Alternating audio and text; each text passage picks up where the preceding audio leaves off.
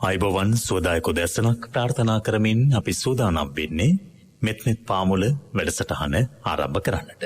ගම්පහ මිනිස්වත්ත ශ්‍රී සුදර්ශන ධර්මනිකේතනාධිපති ශාස්ත්‍රපති රාජකීය පණ්ඩිත පූජනීය කැටවල හේමාලෝක නායක හාමුදුරන් වහන්සේටයි නමස්කාර පූර්වකව අදත් මෙත්නෙත් පාමුල වෙනුවෙන් ඇරයුම් කළේ. බොහොමත්ම ගෞරවයෙන් නමස්කාර පූර්වක උන්වහන්සේව අද වැඩසටහන වෙනුවෙන් පිළිගනු ලබනවා. අපි මෙත්නෙත් පාමුලේ ධර්මානුශාසනාව ආරම්භ කරන්නට සැරසෙන සෝදානම් වන මොහොතේ එළඹෙන නොවැම්බර් 6 වනදා සහ 7 වනදා පැවැත්වෙන අපේ ජීවිතවලට ආශිර්වාදය ගෙනෙන නෙත් රේඩියෝව නෙත් ශ්‍රාවක ඔබත් එක්ක එකතු වෙලා අප සියලු දෙනාම සිදු කරන 8 වන කටින මහෝත්සවය ඓතිහාසික කූරගල පුදබිමේ සිදු කරන්නට බලාපොරොත්තු වෙනවා. අපි ඔබට ආරාධනා කළා මේ වෙනුවෙන් අපත් එක්ක එකතු වෙන්න කියලා, අත්වැල් බැඳ ගන්න කියලා, දායකත්වයන්ගෙන කටයුතු කරන්න කියලා. බොහොම සතුටුයි කියන්න ඔබගේ ඒ දායකත්වයේ ඒ කටයුතු වෙනුවෙන් තිබෙන නැඹුරුව අතිවිශාලයි. අපි ඔබට තවදුරටත් ආරාධනා කරනවා. කූරගල පුදබිම ප්‍රතිසංස්කරණය කෙරෙන නැවත ගොඩනැංවෙන යුගයක් මේක. එනිසා මේ කූරගල පුදබිමේ පැවැත්වෙන කටින මහෝත්සවයේ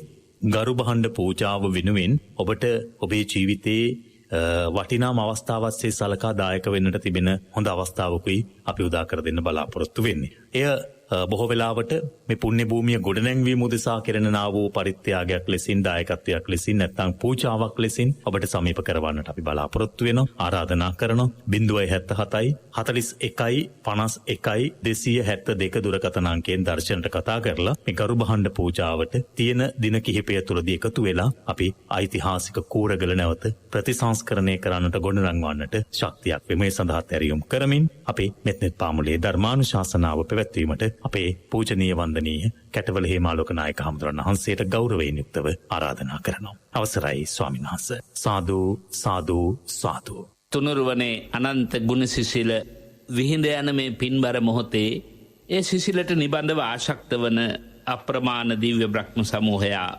සඳහම් සෙවනට එක් වේවා යන ප්‍රාර්ථනාවෙන් අපි දේවතාරාධනාවට දායක වෙමු. මේ ආකාරයෙන් සිසිකිරණයි දෙව්ලොවින් ගලන්නේ ඒ කිරණින් ගත එළිය කරන්නේ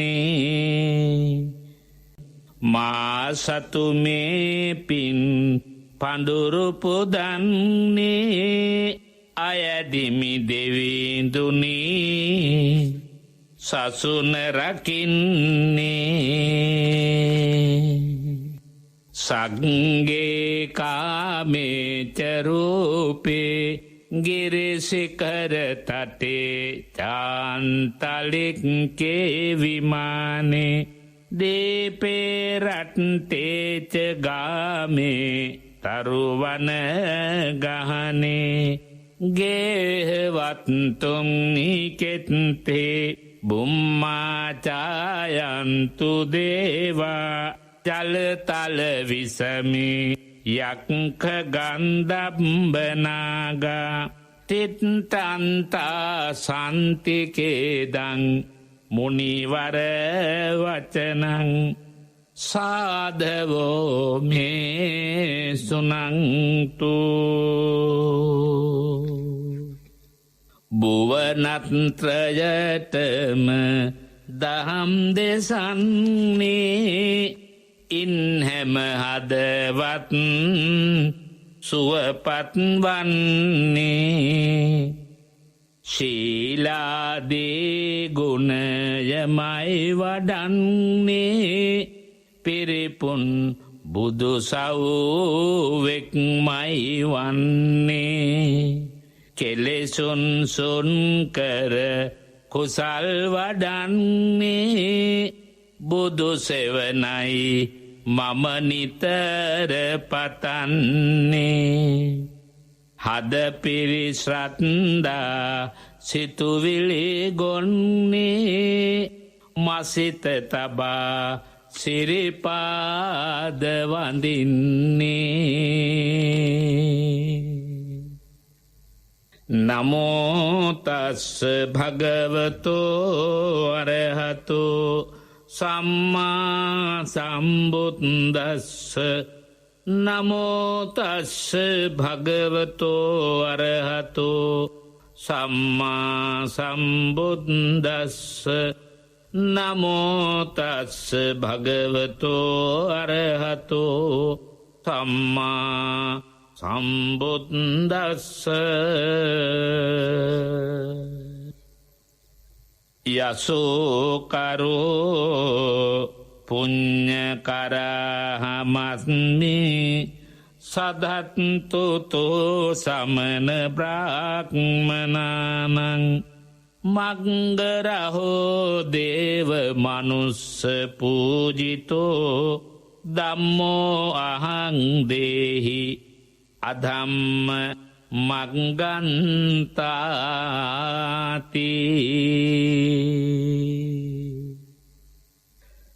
ලෞතුරා සඳහම් මගෙහි මිහිර වින්දනය කරමින් ලෝ සතහට කරුණාවෙන් මෛත්‍රියෙන් ඇපකැපවීමෙන් ඒ සිසිල දෙන දහම් මග කියා දෙමින් හදවත්වල ගිනි නිවන උතුම් චේතනාව නිබඳව හද තුළ තැන්පත් කරගෙන සුපටිපන්නතාදී ගුණයන්ගෙන් සෝභමානව වැඩ ඉන්න පරම පූජ්‍යතර මහා සංගරුවනට අපගේ ගෞරව නමස්කාරය වේවා. තව තවත් සසුන් කෙත වැඩ වඩන්නට වත්මනේ වැඩ හිඳිනා සියලු උතුමන් වහන්සේලාට දිරිය විරිය ශක්තිය වේවා. පිරිනිවන් පා වදාළ අපවත් වී වදාළ සියලෝම ආර්යෝත්තම සංගරුවනට මේ පිම්පිඬ පූජෝපහාරයක්ම වේවා. පරම පූජනීය ජීවිතයකට නිවන් දක්නා මොහොත දක්වා හිමිකම් කියන්නට ඒ උතුම් සංගරුවනට සවි බල වේවා. පින්වත් මෙහෙණින් වහන්ස, ශ්‍රද්ධාකාමී වාසනාවන්ත බෝධිසත්ව ගුණධර්ම පුරන්නට නිරතුරුව බැසගත් සිත් ඇති ධර්ම ශ්‍රාවක ශ්‍රාවිකාවෙනි.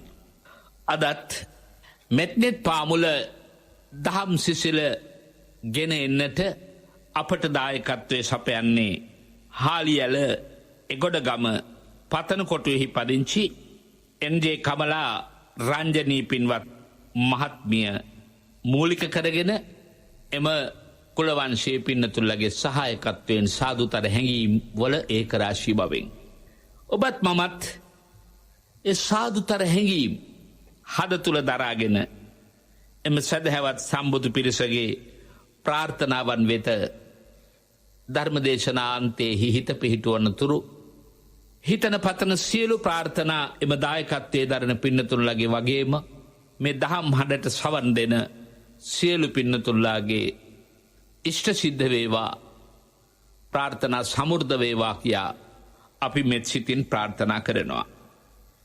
පින්වත්නි, මේ දහම් මාර්ගය තුල සාදුතර හැඟීම් ඇති කර ගන්නා වූ නැත්නම් ධර්ම ශ්‍රවණයෙන් ප්‍රබෝධමත් සිත් ඇති කර ගන්නා වූ පිරිස අතර දේවතාවෝත් ප්‍රධානයි.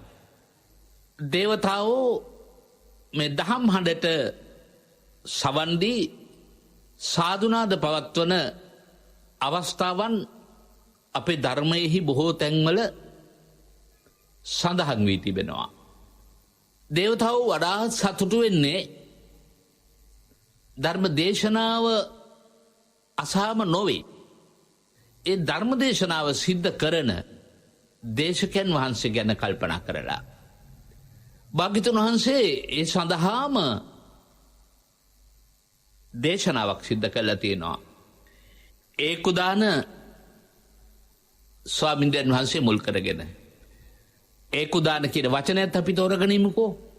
එක් කුදානයක් කමටහනක් වශයෙන් අරගෙන ඒ කමටහන වඩලා, ඒ කියන්නේ අපි දැන් මේ දිනවල සාකච්ඡා කරමින් ඉන්නේ ධම්මානුස්සතියනේ. මෙන්න මේ ධම් කරුණු මම කමටහනට යොදා ගන්නවා කියන අදහසින් කර්මස්ථානයක් අරගෙන ඒ කමටහන සමතයක් වශයෙන් වඩලා ඉන් අනතුරුව හිත විදර්ශනාවට යොමු කරගෙන තමන් වහන්සේට අවබෝධ වූ සසර බැමි ලෙහිලෙහි ගිය ආකාරයේ පිළිබඳව ආපහු හැරි බලා සතුටු වෙනවටයි උදානය කියලා කියන්නේ. පින්නතබට උදානය කියන වචනය නොඑක් තැන බෝධිසත්ව ජීවිතයේත් මුණ ගැහිලා තියෙනවානේ. අනේක ಜಾති සංසාරං සන්දා විස්සං අනිබ්බසං කියන මේ ගාතාව නොදන්න බෞද්ධෙක් නැහැ. ඒ තමයි මගේ භාග්‍යවතුන් වහන්සේගේ උදාන ගාථාව. ශාසනයේ අප්‍රමාණ ශ්‍රාවක ශ්‍රාවිකාවන් වහන්සේලා උදාන ගීතිකා ගායනා කළා තියෙනවා. සතුටෙන් තමන්ගේ ආධ්‍යාත්මික ප්‍රතිඵලය ගැනත් ඒ ආධ්‍යාත්මික ප්‍රතිඵලය ළඟා කර දෙන්නට පැමිණිච්ච දුක්බර ගමන් මාර්ගය ගැනත් කතා කරන ශ්‍රාවක ශ්‍රාවිකාවන්ගේ අදහස් වලින් පිරුණු පොත් වහන්සේලා තමයි තේර තේරී ගාථා කියලා කියන්නේ. පින්නති ඔබටත් අපටත් මේ මොහොත වෙනකොටත් යම් කිසි උදානයක් මං හිතනවා සිතතුලින් ගොඩනගා ගන්න පුළුවන්කම ලැබිලා ඇති.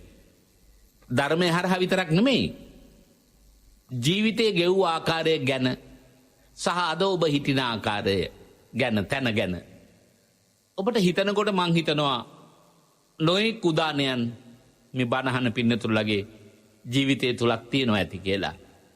සමහර විට දරුවන් කුඩා වියේදීම පියාගේ හෝ මවගේ නැත්නම් ස්වාමියාගේ හෝ බිරිඳගේ අභාවය නිසා දරුවන් සමග තනි වුණු බිරිඳක් උදාහරණයක් වශයෙන් ගත්තොත් බොහෝම දුකසේ නොයෙක් සමහර විට ගැරහුම් වැටුම් අගහිඟකම් මැද දරුවෝ සවිමත්ව පෝෂණය කරගන්නවා. දරුවෝ වෙනුවෙන්ම ඇරිලා ජීවත් වෙනවා. පුදුම තරම් තද කැපවීමක් කරනවා. කැපවීමක් කළා දරුවෝ සැලකිය යුතු තැනටපත් වුණාට පස්සේ අනේ මට විඳ දුක් සේරම අමතක වුණාද මගේ දරුවෝ ඉන්න තැන දැන කල්පනා කරනකොට අපි එකත් එහෙම කියනවා. බොහෝ දෙනෙක් ජීවිතයේ දිහාවේ පැමිණිච්ච දුෂ්කර ගමන් මඟ ගැන අද පවතින ජීවිතය තුල ඉඳගෙන කතා කරන්නේ මහත් සොම්නසින්. සමහර විට ඔකේ අනිත් පැත්තක් තියෙනවා. අපි ඒකට උදාන කියලා කියන්නේ නැහැ. ඒ කියන්නේ බොහොම සුවසේ ජීවිත ගත කරලා තමන්ගේ මව්පියන්ගේ හෙවනේ වාසය කරලා කිසි දුකක් කරදරයක් අංහිගයක් නැතුව ජීවත් වෙලා වඩාත් සුන්දර ජීවිතයක් ගත කිරීමේ ප්‍රාර්ථනාවෙන් විවාහ දිවියට ඇතුළත් වුණු දරුවන් දුටු එයත්නම් ආපහු ජීවිතයට හැරිලා බලලා මට හිතා ගන්න බෑ මට මෙහෙම වුණේ ඇයි කියලා. අන්න ඒකත් අර උදානයේ ප්‍රතිවිරුද්ධ විදිහේ සිතුවිලි. මේ සියලු දෙනාටම අපි මේ ධර්මයේ දේශනා කරන්නේ. ඒ සියලු දෙනාම දැන් ජීවිතය පිළිබඳව පොඩි අනුපස්සනාවකුත් කරනවා පින්වත්නි. මේ මූලික කතා ප්‍රවෘත්ති වලට එළඹෙනවත් එක්කම. ඒක අපට ලොකු හයියක්. ඒක අපට ලොකු ශක්තියක්. හැබැයි පින්වත් ඔබ මොනවා අහිමි වුණා ජීවිතේ අහිමි වුණේ නෑ නේද කියන හැඟීම. හිතේ දරාගෙන ජීවිතය දිහා ආපස්සට හැරිලා බැලුවාම හරි වටිනවා. අපි කරන්නේ බොහෝ අහිමි වෙච්ච දේවල් ගැන හිත සංවේගයට පත් වෙන එකනේ. නෑ. අපි සියල්ල තුල එකක් හිමි වෙලා තියෙනවා නම් හිමි වෙච්ච දේ අගයකට සලකන්නට හිත පුහුණු කරගමු. එතකොට පින්වත්නි යන්න ඉදිරි ගමනක් තියෙනවා. ඔබ වැටෙනවා. නැගිටින්නට පුළුවනි කියන හැඟීම. මම නැගිටින්න ඕන කියන හැඟීම. පින්නත් ඔබේ හිත තුල තියෙනවා නම් වැටුණු තැනින් නැගිටින්නත් පුළුවන්. අර මා කිව්ව ජීවිතේ යන්තරකට පැමිණිච්ච උදානේ ඔබේ හිතේ තියෙනවා නම් සතුටුදායක තැනක එතෙන්දිත් පින්නත් ඔබ අහංකාර වෙන්න එපා. ආඩම්බර වෙන්න එපා. යම් තැනකට පත් වෙන්න පුළුවන් තරම් නිහතමානී වෙන්න. මොකද මේ ලෝක ධර්මයේ කියන එක පින්වත්නි අපි දැන් මේ ධම්මානුස්සතියමනේ කතා කරන්නේ. මේක අෂ්ටලෝක ධර්මයක් කියලානේ කියන්නේ. ජීවිත හරහා එන සිද්ධි වරක ජයග්‍රහණයේදී අසීමිත ලෙස උද්ධාමයටපත් වෙලා අර අත්ුක්කංශට පරවම්මන කියා තමන් උසස්ය අන්නය සියල්ල පහත්ය කියන හැඟීමෙන් ක්‍රියාත්මක වෙන්නට හොඳ නැහැ. මොකද අපට සියලු දේවල් ආපහු අහිමි වෙන්න පුළුවන්. අපි මුලට වැටෙන්න පුළුවන්. එතකොට අපි අර අපට අපහසු කාලේ ළඟ හිටපු අය අපට පහසුකම ඇති වුණාට පස්සේ අපි අමතක කර දැම්මොත් ආයෙත් අපට අපහසුයක් වුණා මේගොල්ලෝ කල්පනා කරනවා අපට මතකයි ඒගොල්ලෝ මුල හිටපු හැටි. පස්සෙන් පහුව අපි අමතක වුණා. දැන් ඉතින් ආපහු වැටුනම අපි ඕන නැහැ කියලා අපට ප්‍රතිපක්ෂව අපේ වැටිච්ච එක ගැන සතුටු වෙනා ඉන්නෝනේ. ඒක ඒගොල්ලන්ගේ මානසිකත්වයේ නිසා විතරක් වෙන එකක් නෙමෙයි. අපි යම් තැනක ඉඳලා නැගිට්ටම අපට අර මුල අමතක වුණොත් අපට ආපහු පොදු සමාජයත් එක්ක මුහු වෙලා ඉන්නට බෑ. ඒ අය අපට වෙච්ච එක හොඳ වැඩේ කියලා අපේ වචනේ කිව්වොත් කියන වෙලාවල් තියෙනවා. මම මේ ටික සිහිපත් කළේ උදානය කියන වචනය ගැන කතා කරන්න. අනිත් පැත්තෙන් පින්වත් ඔබ අනේක විද කම්කටොළු මැද දහම් මගට වැටිලා. ඒ දහම් මග තුළ යම්කිසි තැනක හිත ගෙනල්ලා තබාගෙන මම පැමිණි දුක් පැනිරහ කරගත්තේ ධර්මය නිසා කියලා. පින්නත් ඔබට ඔය වචන ටික විතරක් කියන්න පුළුවන් නම් ඒකත් උදාන ගීතයක්. ඒකත් උදාන වාක්‍යයක්. පෘථග්ජන බවෙන් මේ ජීවිත ගමනේදී පළවෙනි පියවරෙන් හරි අත්මිදෙන්න පුළුවන් වුණොත් සෝතාපට්ටි අංග පූර්ණේ කරගෙන ගතිනියත සම්බෝධි පරායන සෝවාන් මාර්ග ධර්මයට හිතපත් කරගන්න පුළුවන් වුණොත් ඒකත් ලොකු උදාන ගීයක්. අපට ආධ්‍යාත්මික වශයෙන් ඇහෙන ලැබිය යුතු ප්‍රකාශ කිරීමට හැකියාව ලැබිය යුතු වටිනා උදාන ගීතය තමයි ඒ බඳු උදාන ගීතය. මේ ජීවිතේදී අපි බොහෝ ගීත රස විඳිනවා. ඒක ඇත්තයි. නමුත් අපිට රස වින්දනය කරන්න ඕන කරන ගීත ආස්වාදයේ තියෙන උදාන ගීතය තුල. අනිත් හැම ආස්වාදයක්ම ආස්වාදයක් තමයි පුදුන් ලෝකේ. නමුත් ඒක දෙලොවට සැපගෙන දෙන ආස්වාදයක් නොවේ. සබ්බං රසං ධම්ම රසං ජිනාතිනේ නේද? ධර්මයේ රසයනේ දෙලොවම උත්තරීතර රසය. අපි බොහෝ වෙලාවට ගීතයක් අහලා කියන මං හරියට රස වින්දා. පින්නත් ඔබටත් මටත් මේ ජීවිතයේ ලැබිය යුතු වටිනාම රසය තමයි අර මා කිව්ව උදාන ගීය ගයලා උදාන ගී ගයපු අයගේ ගීත අහලා ලබන ආධ්‍යාත්මික රසය. අපි අනුස්සතිය වල ඊළඟ අනුස්සතියට ඉදිරි දිනකදී පියවර තබන්නේ සංඝ අනුස්සතිය ගැන. අපි එතකොට අපේ සංගරුවනේ උදාන ගී ගැනත් ඒ කියන්නේ භික්ෂු භික්ෂුණී උබතෝ සංගරුවනේ මහරහත් උත්තම උත්තමාවන්ගේ උදාන ගී ගැනත් කතා කරමු. දැන් මා පින්වත් ඔබට ආරම්භ කළේ දේවතාවෝ සතුටු වෙන ආකාරය ගැන කියන්නයි. එතකොට තමන්ගේ අධ්‍යාත්මය යම්කිසි උදාන ගීයකට පරිවර්තනය කරගත්ත භික්ෂුන් වහන්සේ නමක් මූලික කරගෙන තමයි භාග්‍යතුන් වහන්සේ මේ දේවතාවෝ සතුටු වෙන ආකාරය පිළිබඳ ගාථාව දේශනා කළේ. පසුබිම් පුවතයි මා ඔබට මේ විස්තර කරගෙන යන්නේ. දැන් මේ ස්වාමීන් වහන්සේ තමන් වහන්සේ ලක් ආධ්‍යාත්මික සෝයේ සහිතව වනාන්තරේ වැඩ ඉන්නවා.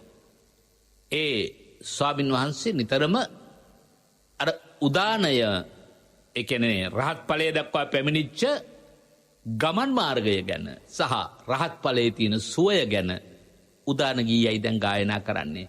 ඒ කියන්නේ අපි වචනෙන් කිව්වොත් එහෙම ධර්ම දේශනා කරනවා.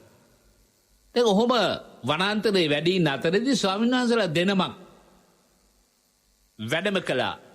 ධර්මදාරී ස්වාමීන් වහන්සේලා දෙනමක්. උන්වහන්සේලා ත්‍රිපිටක ධර්මයේ පිළිබඳව පාරප්‍රාප්ත දැනුමක් නැත්නම් කෙලවරට ලබාගත් මහත් දැනුමක් ඇති ස්වාමීන් වහන්සේලා. දැන් අර ඒ කුදාන හාමුදුරුවෝ හරි ආදරෙන් ගෞරවයෙන් අර ස්වාමීන් වහන්සේලා දෙනම පිළි අරගෙන ඒ දෙනමට කියන වරින් වර ඔබ වහන්සේලා ධර්ම දේශනා කරන අහන්න මං ආසයි. පොඩි රහසකුත් කියන උන්වහන්සේලා දෙනමට. මේ වනාන්තරේ උන්වහන්සේලා දෙනම අහන මේ වනාන්තරේ තින් කවුරු බණ අහනවටද? මේ වනාන්තරේ දේවතාවෝ බණ අහනවා. දේවතාවෝ බණ අහනවා. පින්නත් දැන් මේ දහම් හඬ ඔබේ ගෙදර ගුවන්විදුලිය ක්‍රියාත්මක කරගෙන දැන් සද්දෙට ඔබේ ඉඩමේ භූමියේ ප්‍රමාණයටවත් විසිරණ ආකාරයට මේ බණ හඬ ප්‍රචාරය වෙනවා. ඇහෙන්නට සලස්සන්න ඕන. මොකද ඔබේ ගෙදරටත් ඉෂ්ඨාරක්ෂක දේවතාවෙක් වැඩ ඉන්නේ. පින්නැති ඔබ ජීවත් වෙන ගමටත් ගම්බාර දේවතාවෙක් වැඩ ඉන්නවා. පින්නැති ඔබට අයත් විහාර භූමියේ බෝධි මණ්ඩලයටත් නිතර පින් ලබා ගන්න සම්ප්‍රාප්ත වෙන අප්‍රමාණ දිව්‍ය මණ්ඩලයක් වැඩ ඉන්නවා. පිරිත් දේශනාවක හඬ ඇහෙනකොට ආරාධනාවක් ඇතත් නැතත් ඒ දේවතාවෝ එතෙන්ට ආශක්තයි. පින්වත් ඔබේ ගෙදර සමහර විට ඔබ ටිකක් වෙලා බණ අහලා වෙන වැඩවලට යන්නත් ඉඩ. දේවතාවන්ට දහම් හඬක් ඇහුනොත් එහෙම නෙවෙයි අවසානයේ දක්වාම බණ අහනවා. භාග වෙලාවට ඔබේ ගෙදර කවුරු ඇහුවේ නැතත් දේවතාවෝ බණ අහනවා. හුඟක් දෙනෙක් අපෙන් අහනවා. අපේ හැමදෙරෝනේ අපි රැය එළි වෙනකම් පිරිත් දානවා. ඉතින් අපි පිරිත් දාලා නිදා ගන්නවා කමක් නැද්ද? මට ඒ අරමුණෙන් නම් කියන්න වෙනවා කමක් නැහැ කියලා. මොකද දේවතාවෝ බොහොම ප්‍රීතියෙන් බණ අහනවා. ඔබ දන්නවා ධම්මචක්ක දේශනාව ගැන උනත් දන්නවා. අදත් ධම්මචක්ක දේශනාව කළත් දේවතාවෝ ඒ විදිහටම සන්තෝෂ වෙනවා. පිරිත් දේශනාව අහනවා. දහම් ගැන කියන්නම දෙයක් නැහැ. ඒ නිසා පින්නත් ඔබ අපි දේවතා ආරාධනාව කරනවානේ. පින්නත් ඔබේ වචනින් දැන් මා සග්ගේ කාමේච රූපේ ගිරිසිකර තටේ චාන්තලික්කේ විමානයේ ආදී වශයෙන් සියලු තැන භූමියස්ත මට්ටමේ ඉන්න දේවතාවන්ට මගේ මේ ආරාධනාව මම හැමදාම සිද්ධ කරන්නේ ගාතාව පුළුල් වශයෙන් කියලා. පින්නත් ඔබටත් මම දන්නවා පාඩම් සමන්තා චක්කවාලේසු අත්‍රා ගච්ඡන්තු දේවතා. ඉතින් හිතින් ඔබ ඒ ගාතාවත් පාඩම් නැත්තම් හිතින් මගේ ගෙදර යම් සම්මාදිට්ඨික දේවතාවෙක් වැඩ ඉන්නවා සත්‍යවාදීද මා මේ ඉන්න තැන පුළුවන් තරමට බැලුවොත් පුරාණාය මට මතකයි අපේ ආතලා සුදුරෙද්දක් කෙලලා සුදුරෙද්ද උඩ තමයි ගුවන්විදුලිය තිබ්බේ. හාමුදුරුවෝ වැඩ ඉන්න ආසනයේ යම් විදිහකට ඒ තරමටම බොහොම ගෞරවයක් දැක්වුවා බණ කියන මේ ගුවන්විදුලියට. පරිසරය ටිකක් පිරිසිදු කරගන්න ඕනේ. මොකද දේවතාවන්ගේ ඇල්ම බැල්ම අපිරිසිදු තැන් වලට ඇති වෙන්නේ නැහැ පින්වත්නි. ඒවා අපි හිත කරගන්න ඕන දේවල්. දැන් අපි සාමාන්‍යයෙන් අපේ ගෙදර නම් අපි කියනවා මේ අපේ හන්දනේ මගේ කුසියේ රේඩියෝ එකක් තියෙනවා. ඉතින් රේඩියෝ එක ඉස්සරහා බණ අහහා මාළු කපනවා. විතර තම්බනවා. අපේ බණ ඇහිලා එහෙමයි. ඒ නිසා මතක තියාගන්න ත්‍රිපිටක පොත් වහන්සේටත් අපි මේ විදිහට ගෞරව වන්දනා කරලා පොත අතට ගන්න ඕනේ. අපි කරන ඕනෑම දෙයකට එහෙමනේ පින්නන්ති. අපි වාහනයක් පදවන එක නම් බලන්න වාහනේ පදවන්න ඉස්සෙල්ලා වාහනේ සුක්කානමට අත තියලා 3 සැරයක් ගෞරව කරනවා. මාව ආරක්ෂා කර දෙන්න කියලා ආරාධනාවක් කරනවා. හීනකින්වත් හිතෙන්නේ නැහැ මේ භෞතික ද්‍රව්‍යයකින් අපට සරණක් නැහැ නේද කියලා හිතෙන්නේ නැහැ නේ. සරණක් තියෙනවා. ඉෂ්ඨාරක්ෂක දේවතාවෝ ඒක දිහා බලලා සතුටු වෙනවා. භාග්‍යතුන් වහන්සේ අපට වදාලා ඔබට දානේ පාත්‍රය ලැබුණම දානේ පාත්‍රයට 3 සැරයක් අත තියන්න. අත තියලා වඳින්න. හැබැයි මට ඒක පුරුදුනේ අපේ අම්මා දිහා බලා ඉඳලා. අපේ අම්මා හාල් ටික ලිපේ තියලා මුට්ටි අල්ලලා 3 සැරයක් වැන්දා. අසන්න මදි උනේ නැහැ. අසන්න මදි උනේ නැහැ. මේ හැමතැනම මොකද මේ මං විස්තර කරගන්නේ ධර්මයේ ක්‍රියාත්මක වෙන හැටි. ධර්මයේ ක්‍රියාත්මක වෙන හැටි මං හිතනවා පින්නත් ඔබට ජාතක පොත් වහන්සේත් මූලික කරගෙන මම ජීවිතය හදාගන්නත් එක්කයි මම මේ ධම්මානුස්සති භාවනාව වඩන්නේ කියලා දෙන්නේ. ඒ නිසා ධම්ම ජාතකයේත් අපි ඉඩහසරක් ලැබුණොත් සිහිපත් කරගමු. ඒ නිසා පින්නති ඔබ හැම වෙලාවෙම හැම දෙයකම ගෞරව කරන්න පුරුදු වෙන්න. මම කිව්වේ ගුවන්විදුලියේ බණ ටික යනකොට පිරිත් ටික යනකොට අපිට පුළුවන් නම් පුංචි සුදුරුදි කැලලක ඒක මහ වියදමක් යන එකක් නෙවෙයි. එළලා ඒක උඩ මේ ගුවන්විදුලියේ තියන්න. මේක හිතන්න එපා මේ ශ්‍රද්ධාව නැතුව කරන මෝඩ වැඩක් කියලා. ඒකේ ප්‍රතිඵලය මම ඔබට කිව්වේ. ඒකට විවිධ ආදේශක එකතු කරලා කිව්වේ භෞතික ද්‍රව්‍ය වලටත් ගෞරව කරනකොට අපිට ඒකෙන් ලොකු පිහිටක් පිළිසරණක් ලැබෙනවා. සමහර විට අපිට පෙනෙන්න දේවතාවෝ බණහන්නේ නැතුව ඇති. නොපෙනෙන දේවතාවෝ ඒකාන්තයෙන් බණහනවා. දැන් අර ධම්මදර හාමුදුරු දෙනමට අර ඒකුදාන හාමුදුරු කිව්වේ ඒකයි. ඔබ වහන්සේලා දන්නවද වනාන්තරේ මම මේ කාටවත් නැහෙන්න බණ කියලා නෙවෙයි බණ අහන අය ඉන්නවා. ඉතින් ඔබ වහන්සේ කොහොමද දන්නේ බණ අහන අය ඉන්න බව? බණ ඉවරනකොට සාදුනාද පවත්වනවා. මට ඇහෙනවා හොඳටම දේවතාවෝ සාදුනාද පවත්වනවා. එහෙමද? එහෙමනම් ඉතින් පුළුවන් නේ ඔබ වහන්සේ කිව්වා විදිහටම ආරාධනාවකුත් තියෙන නිසා අපිත් බණ කියන්නම්කෝ කියලා දැන් උන්වහන්සේලා දෙනමත් මාරුවේ බණ කියනවා. හැබැයි මොකවත් සාදුනාන්දයක් ඇහෙන පාටක් නැහැ. දැන් ඔබත් හිතන්න එපා ඔබේ ගෙදරත් මේ බණ අහනකොට සාදුනාද පවත්වනකොට ඇහෙන්න ඕන කියලා. හැමෝටම එහෙම ඇහෙන්නේ නැහැ. දැන් අපි දන්නවනේ දේවාලවල වැඩ කරන අය ඉන්නවනේ කප මහත්තුරු. දැන් දෙවියොත් එක්ක කතා කරනවා දේව භාෂාව. ඔවුන්ට හුරු පුහුණු වෙන අවස්ථාවල් අපට ඇහෙන්නේ නැහනේ දෙවියෝ කතා කරනවා කියලා අපට හිතෙන්නේ ඔය බොරුවක් කරනවා ඇති කියලා එහෙම බොරු කරන ඇති ඉන්නවා. නමුත් දේවතාවොත් එක්ක අදහස් සුවමාරු කරගන්න අය අප්‍රමාණව ඉන්නවා. දැන් පින්නත් අපිට මම මීට පෙර දිනකත් එක්තරා සූත්‍ර දේශනාවක් තෝරනකොට කිව්වා ආශ්චර්ය අద్భుත කාරණා 8ක් භාග්‍යතුන් වහන්සේ එක උපාසක මහත්මයෙකු ගැන ඉදිරිපත් කළාම ඒ උපාසක මහත්මයා කියනවා මං ළඟ කරුණු කීපයක් තියෙනවා. කොවා බුදුහාමුදුරුවෝ අගය කළාද මම දන්නේ නැහැ. නමුත් මා එක්ක බොහෝ දේවතාවෝ කතා කරනවා. බොහෝ දේවතාවෝ මාත් එක්ක කතා කරනවා. එනකොට මං කවදාවත් ඒ වෙනුවෙන් අහංකාර පරවස වුණේ නැහැ. ඒකත් එක්තරා ආශ්චර්ය අద్భుත කාරණාවක් කියලා මං හිතනවා. ඒ වගේ පින්වත්නි මිනිස්සුත් එක්ක දේවතාවෝ අදහස් සුවමාරු කරගන්න බව මතක තියාගන්න. හැබැයි මේක බොහෝම පරිස්සමෙන් තෝරගන්න ඕන එකක්. මොකද මානසික රෝගී තත්ත්වයකුත් තියෙනවා.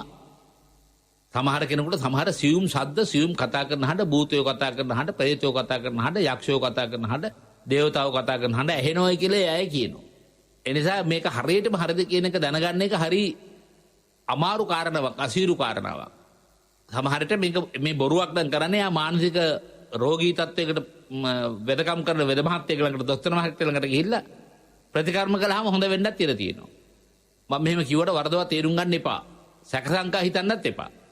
නිකන් අපේ ගමේ ගොඩේ කතාව කිව්වොත් සමහර අය තියෙනවා ආගම් පිස්සුව කියලා එකක්. ඒ මානසික රෝගේ උත්සන්න වුණාම ඒගොල්ලෝ නිතරම බුදු පිළිම හොදනවා, උදේටත් බුදු පිළිම හොදනවා, දවල්ටත් බුදු පිළිම හොදනවා. ඒ නොඑක ආකාර විප්‍රකාර සහිත ආමත පූජා කරන අය ඉන්නවා. මානසික රෝගී තත්වයන් ඒ අය තුල තියෙනවා කියන එක අපි තේරුම් ගන්න ඕන. කියන්න යන්න එපා. පමණට වඩා ඕනම දෙයක් ඕනේ නැන්නේ.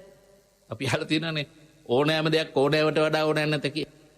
ඒ නිසා දැන් මේ දේවතාවෝ ගැනත් මට කියන්න තියෙන්නේ එච්චරයි. දේවතාවෝ හැබැයි සාකච්ඡා කරන කතා කරන හඬ ඇහෙන අය ඕනෑ තරම් ඉන්නවා. එහෙම ඉන්න නිසානේ අර උපාසක මහත්තයා ගැන භාග්‍යවතුන් වහන්සේගේ ආශ්චර්ය අද්භූත කාරණා වගේ මේ ඒකුදාන ස්වාමීන් වහන්සේ ගැන කතා කරන්නේ. දැන් මේ ධම්මදර ස්වාමීන් වහන්සේලා දෙනමත් ධර්ම දේශනා කළා. නමුත් දෙයියෝ සාදුනාද පවත්වන ඇහුනේ නැහැ. දැන් කියනවා ඒකුදාන තෙරණුවන්ට පොඩි සැකේකුත් අර හාමුදුරුවෝ දෙනකොට ඇති වෙන්න ඇති. අපිත් මේ ත්‍රිපිටක ධර්මයේ පිළිබඳව සම්පූර්ණ ධර්මයක් ඇතුව අටුවා ටීකා ටිප්පණී සහිතව විග්‍රහ කරලා බණ කියන්නේ. නමුත් ඉතින් කෝ දේවතාවෝ සාදුනාද පවත්වනවා නම් අපටත් සාදුනාද පවත්වන්න බෑ. මුන්වහන්සේ බොරු කියනවත් දන්නේ නැහැ කියලා හිතෙන්ද ඇති නේද? ධර්මදාරී වුණාට උන්වහන්සේලා දෙන්න රහත් භාවයට පැමිණිච්ච දෙන මන් නෙවෙයිනේ. ඒ නිසා පොඩි ප්‍රශ්නයක් එන්න ඇති හිතට. ඒකුදාන හාමුදුරන්ට කියනවා කොයිති සාදුනාද පැවැත්වෙන්නේ නැහැ. පොඩක් ඉන්න ඔබ වහන්සේ ධර්ම දේශනා ටිකක් කරලා බලන්න. උන්වහන්සේ අර පුරුදු ගාථාවම හැමදාම දේශනා කරන්නේ උන්වහන්සේ. උදානයක්නේ. ඒ උදාන ගීතේම තමයි දේශනා කරන්නේ. දැන් මෙන්න මේ උදාන ගීය දේශනා කළාම දේවතාවෝ සාදුනාද පැවැත්තුවා. දැන් මේ තුන්නමටම ඇහෙනවා හොඳට. විශාල දේවතාවෝ පිරිසක් සාදුනාද පවත්වන ඇහෙන්නේ පින්වත්නි. ඉතින් දැන් මේක දැන් පොඩි ගැටලුවක් නේ. දැන් තුන්නමම ගියා භාග්‍යතුන් වහන්සේ මුණ ගැහෙන්න. භාග්‍යතුන් වහන්සේට වැඳලා කියනවා ස්වාමීනි අපිට මේ පොඩි ප්‍රශ්නයක් තියෙනවා කියලා සිද්ධිය කිව්වා. අංගේ සිද්ධිය කිව්වම භාග්‍යතුන් වහන්සේ වදාළ ලස්සන ගාථාවක්. නතාවතා ධම්මදරෝ යාවතා බහුභාසති. ධර්මය හොඳින් දැනයි කියාගෙන හොඳට මතක තියාගෙන ඕනෑම තැනකින් අරගෙන කරුණු ඉදිරිපත් කරන්නට පුළුවන්කම තියෙන එක බොහොම හොඳයි. බොහෝ බණ කියන්නට පුළුවන්කම ලැබීමත් හොඳයි. හැබැයි යම් කිසි කෙනෙක් ධම්මං කායේන පස්සති. තමන්ගේ ධර්ම කාය දකින්නවා නම් තමයි වඩා හොඳ. යෝච අප්පම්පි සුත්වාන බණ අහන අය ගැනත් කියනවා නේද? හැමදාම බණ ඇහුවේ නැතොට කමක් නැහැ. ඔක්කොම බණ අහගන්න බැරි වුණා කියලා කමකුත් නැහැ. යමෙකු පැයක බණකින් විනාඩි 4-5ක දෙයක් අපේ අල්ලගත්තා කියලා හිතමු. ඒ තුල තමන්ගේ හිත ක්‍රියාත්මක කරන්න පුළුවන් දක්ෂයෙක් නම් අර බොහෝ බණ අහනවට වඩා ටිකක් බණ අහන එකන අප්පම්පි සුත්වාන අප්පම්පි කියන ටිකයිනේ ඒ ටිකක් අහන එක හරි වටිනවා. සවේ ධම්මදරෝ හොත් එයා තමයි ධර්මයේ දරපු එක්කෙනා. ඔබ කියපු මේ ඒකුදාන තෙරණුවන් වහන්සේ ධර්මයේ දැකපු කෙනෙක්. උන්වහන්සේ ධර්මයේ දන්නේ ටිකයි. දන්න ටිකෙන් වැඩගත්ත කෙනෙක්. සමහර කෙනෙක් එහෙනම් ධර්මයේ ඇහුවේ ටිකයි. ඇහුව ටිකෙන් වැඩ ගන්න කෙනෙක්. එක අතකට පින්වත්නි අපි අවුරුදු 100ක් වෙන මොකුත් මහන්න නැතුව වෙන සියලු වැඩත් නවත්තලා බණම ඇහුවත් අපි අහලා තියෙන ටිකයිනේ. අපි අහලා තියෙනවා ධර්මයේ සාගරයක් වගේ. ඇඟිලි තුනකට තෙමාගෙන ගත්තු වතුර ටික වගේ ප්‍රමාණයක්වත් අපට අවුරුදු 100ක් ජීවත් වුණත් පින්නතුනි ධර්මයේ ඉගෙන ගන්න බෑනේ සම්පූර්ණයෙන්. අපි දන්නේ බොහොම ටිකයි. ඒකට පසුතැවිලි වෙන්න ඕන නැහැ. තියෙන ටිකෙන් වැඩ ගන්න දන්නවනම් භාග්‍යතුන් වහන්සේ අගය කරන්නේ ඒකයි. අන්න දේවතාවෝ එතකොට සන්තෝෂ වෙන්නේ මොන බණටද? ධර්මයේ දරාගත්ත ධර්මයේ ක්‍රියාත්මක වෙන ධර්මයේ ප්‍රතිඵල ලැබපු උත්මයොත් එක්ක. දැන් පින්නත් ඔබත් අමුතුවෙන් දේවතාවන්ගේ ආකර්ෂණය දිනා ගන්න මොකවත් කළ යුතු නැහැ. පුළුවන් හැටියට ධර්මයේ ක්‍රියාත්මක කරගන්න වීර්යය කරමු. මම පින්නත් ඔබට පොරොන්දුවකුත් උනානේ ධම්ම ජාතකය කියලා ධර්මය වෙනුවෙන්මත් ජාතකයක් දේශනා කළ තියෙනවා. ඒකත් මතක් කරලා දෙන්නම් කියලා. තවදුරටත් මේ කරුණු පැහැදිලි කරගන්නයි පින්නත් අපි මේ කරුණු එක එකක් පාසා අරගෙන මතක් කරගන්නේ. අපේ දහම් දැනුමත් පෝෂණය වෙන එක පැත්තකින්. ඒකෙම අපේ විශ්වසනීයත්වය තහවුරු වෙනවා. මා පින්නත් ඔබට අද ධර්මදේශනාවට මාතෘකා කළෙත් ධම්ම ජාතකයේ එන වටිනා ගාථාවක්. මේ ගාථාවෙන් මම ඔබට විශේෂයෙන් අවධාරණය කරන අවසානයේදී පුංචි කතාවක්. පින්නත් ඔබ ඇත්තටම ධර්මය අනුව නම් ධර්මානුකූලව නම් ජීවත් වෙන්නේ. ඔබට නොයෙක් ආකාර අභියෝග, ගැටලු, අපහසුකම්, නිന്ദා අපහාස, අලාභ, අයස, අපකීර්ති, දුක්, දෝමනස්යන් බොහොමයක් එන්න පුළුවන්. හැබැයි පින්නත් ඔබට පුළුවන් තමා තුළ තියෙන ධර්මයේ පිරි හදවතින් සත්‍යක්‍රියා කරන්න. ධර්මයෙන්මයි පින්නත් ඔබ ජයගත යුත්තේ. දැන් මගේ භාග්‍යතුන් වහන්සේ දෙව්රම් වෙහෙරේ වාසය කරන කාලේ පින්නත් ඔබ දන්නවා දෙව්දත්තෙර පොළොව පලාගෙන අවීචි මහනිරේට ඇදගෙන ගියා කියන කාරණාව. දැන් මේ සිද්ධියෙන් පස්සේ විවිධ වූ භික්ෂු කණ්ඩායම් මේ ගැන කතා කළා. බලන්න භාග්‍යතුන් වහන්සේට ඥාතිකමකුත් තිබියදී භාග්‍යතුන් වහන්සේ ළඟම ඉඳලා දැන් පින්නත් ඔබට හොඳට මතකයි නේද? ඉඳ එක වෙහෙර විඳ දහම් මනහර සිඳ බිඳ දුක් සසර අනේ දෙව්දත් නොදිටි මොක්පුර කියන එක හොඳටම පාඩන්නේ. ඉතින් දැන් මේ ස්වාමීන් වහන්සේලා විවිධ අවස්ථාවලදී කතා කරනකොට බුදුහාමුදුරුවෝ විවිධ දේශනාවල් අර අතීත කතාපුවත් ඉස්පතු කර දක්වමින් දේශනා කළා තියෙනවා. මේ ධම්ම ජාතකයේත් එහෙම දේශනාවක් එතකොට. ඉතින් භාග්‍යවතුන් වහන්සේ වැඩලා අහනවා මොනවද ඔබ වහන්සේලා මං එන්නේ ඉස්සලා කතා කර උන්නේ? ස්වාමීනි අපි කතා කර හිටියේ මේ දෙව්දත්තර පොළොව පලාගෙන ඇතුළට ගිය හැටි ස්වාමීනි. භාග්‍යවතුන් වහන්සේ දේශනා කරනවා. මහණෙනි මේ දැන් විතරක් නෙවෙයි මේ දෙව්දත්තර මගේ බුද්ධ ශාසනයෙහි පහර ලබලා පොළොව තුලට ගියේ. පෙර ධර්ම චක්‍රයේ පහර වැදිලා පොළොව තුලට ගියා කියලා අදහස ඉංගිය මතක් කරනවා. එතකොට ස්වාමීන් වහන්සේලා අහනවා අනේ ස්වාමීනි ඒ සිද්ධියත් අපට පොඩක් කියා දෙන්නකෝ. දැන් භාග්‍යවතුන් වහන්සේ අතීත කතාව කියන හැඳ දක්වනවා. බරණැස් නගරේ බ්‍රහ්මදත්ත නම් රජුරු රාජ්‍ය කරන කාලේ පින්නත් ඔබට මේ ජාතක කතා හැම එකදීම අපි කියලා තියෙනවා. ඔබට හිතෙන්නත් පුළුවන් බ්‍රහ්මදත්ත රජුරෝ විතරමද දැන් මේ 550 ජාතකයේම රජ කලේ කියලා. නෑ. පින්නත් බ්‍රහ්මදත්ත රාජ පරම්පරාවක්. දැන් අපේත් ඉන්නෝනේ එකම නම තියෙන පරම්පරාවක් රාජ්‍ය පාලන ශාස්ත්‍රයේ. ඒ වගේ එකම නම තිබුණාට එකම පෙළපත තිබුණාට පොඩි වෙනස්කම් තියෙනවානේ නම් වලින්. ඉතින් ඒ වගේ බ්‍රහ්මදත්ත රජුරෝ කියලා කියන්නේ රාජ පරම්පරාවක්. පියාගෙන් පුතාට පුතාගෙන් ඊළඟට එයාගේ පුතාට ওই විදිහට.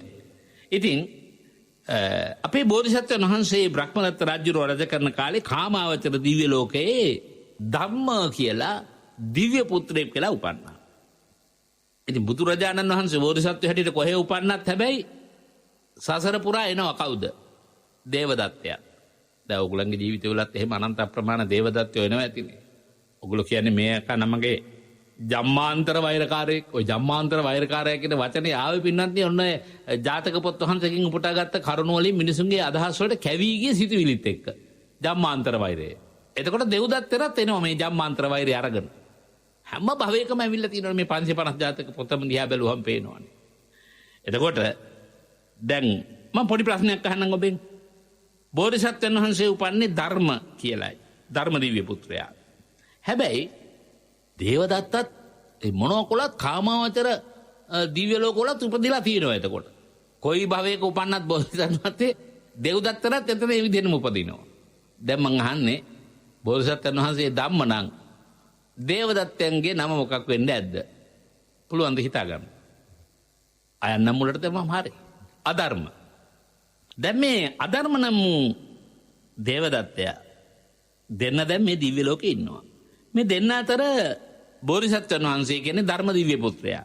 දිව්‍යමය අලංකාරයෙන් සැරසිලා දිව්‍යමය උතුම් රථයකට නැගලා දිව්‍යාංගනාව රාශියක් එක්ක රට පුරා ඇවිදිනවා. කොයි වෙලාවටද ඇවිදින්නේ? මිනිසුන් රාත්‍රී ආහාර අනුභව කරලා තමන්ගේ ගෙදර දොරවල් වලට ඇතුළු වෙලා සතුටු කතාවෙන් වාසය කරන වෙලාව තියෙනනේ 15ක පොහොය දවස. පසළොස්වක පොහොය දවසේ ගම් නියම් ගම් රාජධානි පුරා ඇවිදිමින් මගේ බෝධිසත්වයන් වහන්සේ දහම් කරුණක් දේශනා කරනවා. එක කරුණක් නෙමෙයි. මොකද දේශනා කරන්නේ ප්‍රාණඝාත ආදී දස අකුසල කර්මපතයන්ගේ වෙන්වෙන්න කියලා මිනිස්සුන්ට උපදෙස් දෙනවා. වෙන්වෙන්න උපදෙස් දෙනවා. දැන් අද වුණත් ධර්ම දේශනාවක අකුසලයන්ගෙන් වෙන්වෙමි කුසලයේ පිහිටවන්න යම් දේශනාවක් ඇහෙනවද දේවතාවෝ ඊට ආධ්‍යාත්මිකෙක් අහු වෙනවා. ඇතැන් දේවතාවෝ සාක්ෂි දරනවා. පින් කළාම පිනේ ඵල කාමාවචර දිව්‍ය ලෝකවල දිව්‍ය සම්පත් විඳින්න. ඒ වගේම ධ්‍යාන මට්ටමට ලෞකික වශයෙන් හිත වඩා ගත්තොත් බ්‍රහ්ම ලෝක සම්පත් විඳින්න ශක්තිය ලැබෙන විග්‍රහයක් යම් දේශකයන් වහන්සේ නමකගෙන් දේශනා වෙනවා නම් ඒ දේවතාවෝ ඒ බ්‍රහ්මයෝ මමත් ඒකට සාක්ෂි කියලා සාක්ෂි දරනවා. දැන් පින්නත් ඔබට මතකයිනේ භාග්‍යතුන් වහන්සේ වැඩ ඉන්න වෙලාවේ සම්මා සම්බෝධිය පිණිස වජ්‍රාසනේ මාරය ඇවිල්ලා කියනවා ඔය ආසනේ මගේ. භාග්‍යතුන් වහන්සේ කියනවා නෑ නෑ නෑ මේ ආසනේ මගේ. මේක සත්‍යවාදී නම් මේ පොළොව මහී කාන්තාවයකට සාක්ෂි දරයි. දැන් පින්නත් ඔබට මේවා කියනකොට ගොඩක් දේවල් මතකයි. අපි සමහර දේවල් ගැන අපි කියනවා ඇත්තමයි මේක උඩ ඉන්න දෙයියෝ තමයි මේක දන්නේ. මේක දෙයියන්ටම පෙනේවා. දෙයියෝ සාක්ෂි. අපි නිකන් ඒක වැඩි පාවිච්චි කරන්න ඉති වචනයක් වුණාට කාර්යයක් නැහැ පාවිච්චි කළා. දෙයියෝ සාක්ෂි. දෙවියෝ තමයි මේකට සාක්ෂි. බලන ඉන්න මිනිස්සු කාටවත් නොපෙනෙන බොහෝ දේවල් දේවතාවන්ට පේනවා කියන එක නේ දෙයියෝ සාක්ෂි කියලා කියන්නේ. ඔය හැම සාක්ෂියට වඩා හුඟක් ඔබට වටින්නේ හැබැයි හෘද සාක්ෂි. හද සාක්ෂි දෙනවා නම් ඔබ ජීවත් වුණු හැටි ඔබ කළ කටයුත්ත හිතට එකඟයි අවංකයි පිරිසිදුයි නිර්මලයි. ඔබ යන පාර ඔබට තේරෙන මට්ටමින් ඔබ දන්න ධර්මයේ මට්ටමින් හරි කියලා ඔබට දැනෙනවා නම් භාග්‍යවතුන් වහන්සේ නිතරම දේශනා කරන්නේ කාලාම සූත්‍රයේදී ඒකයි.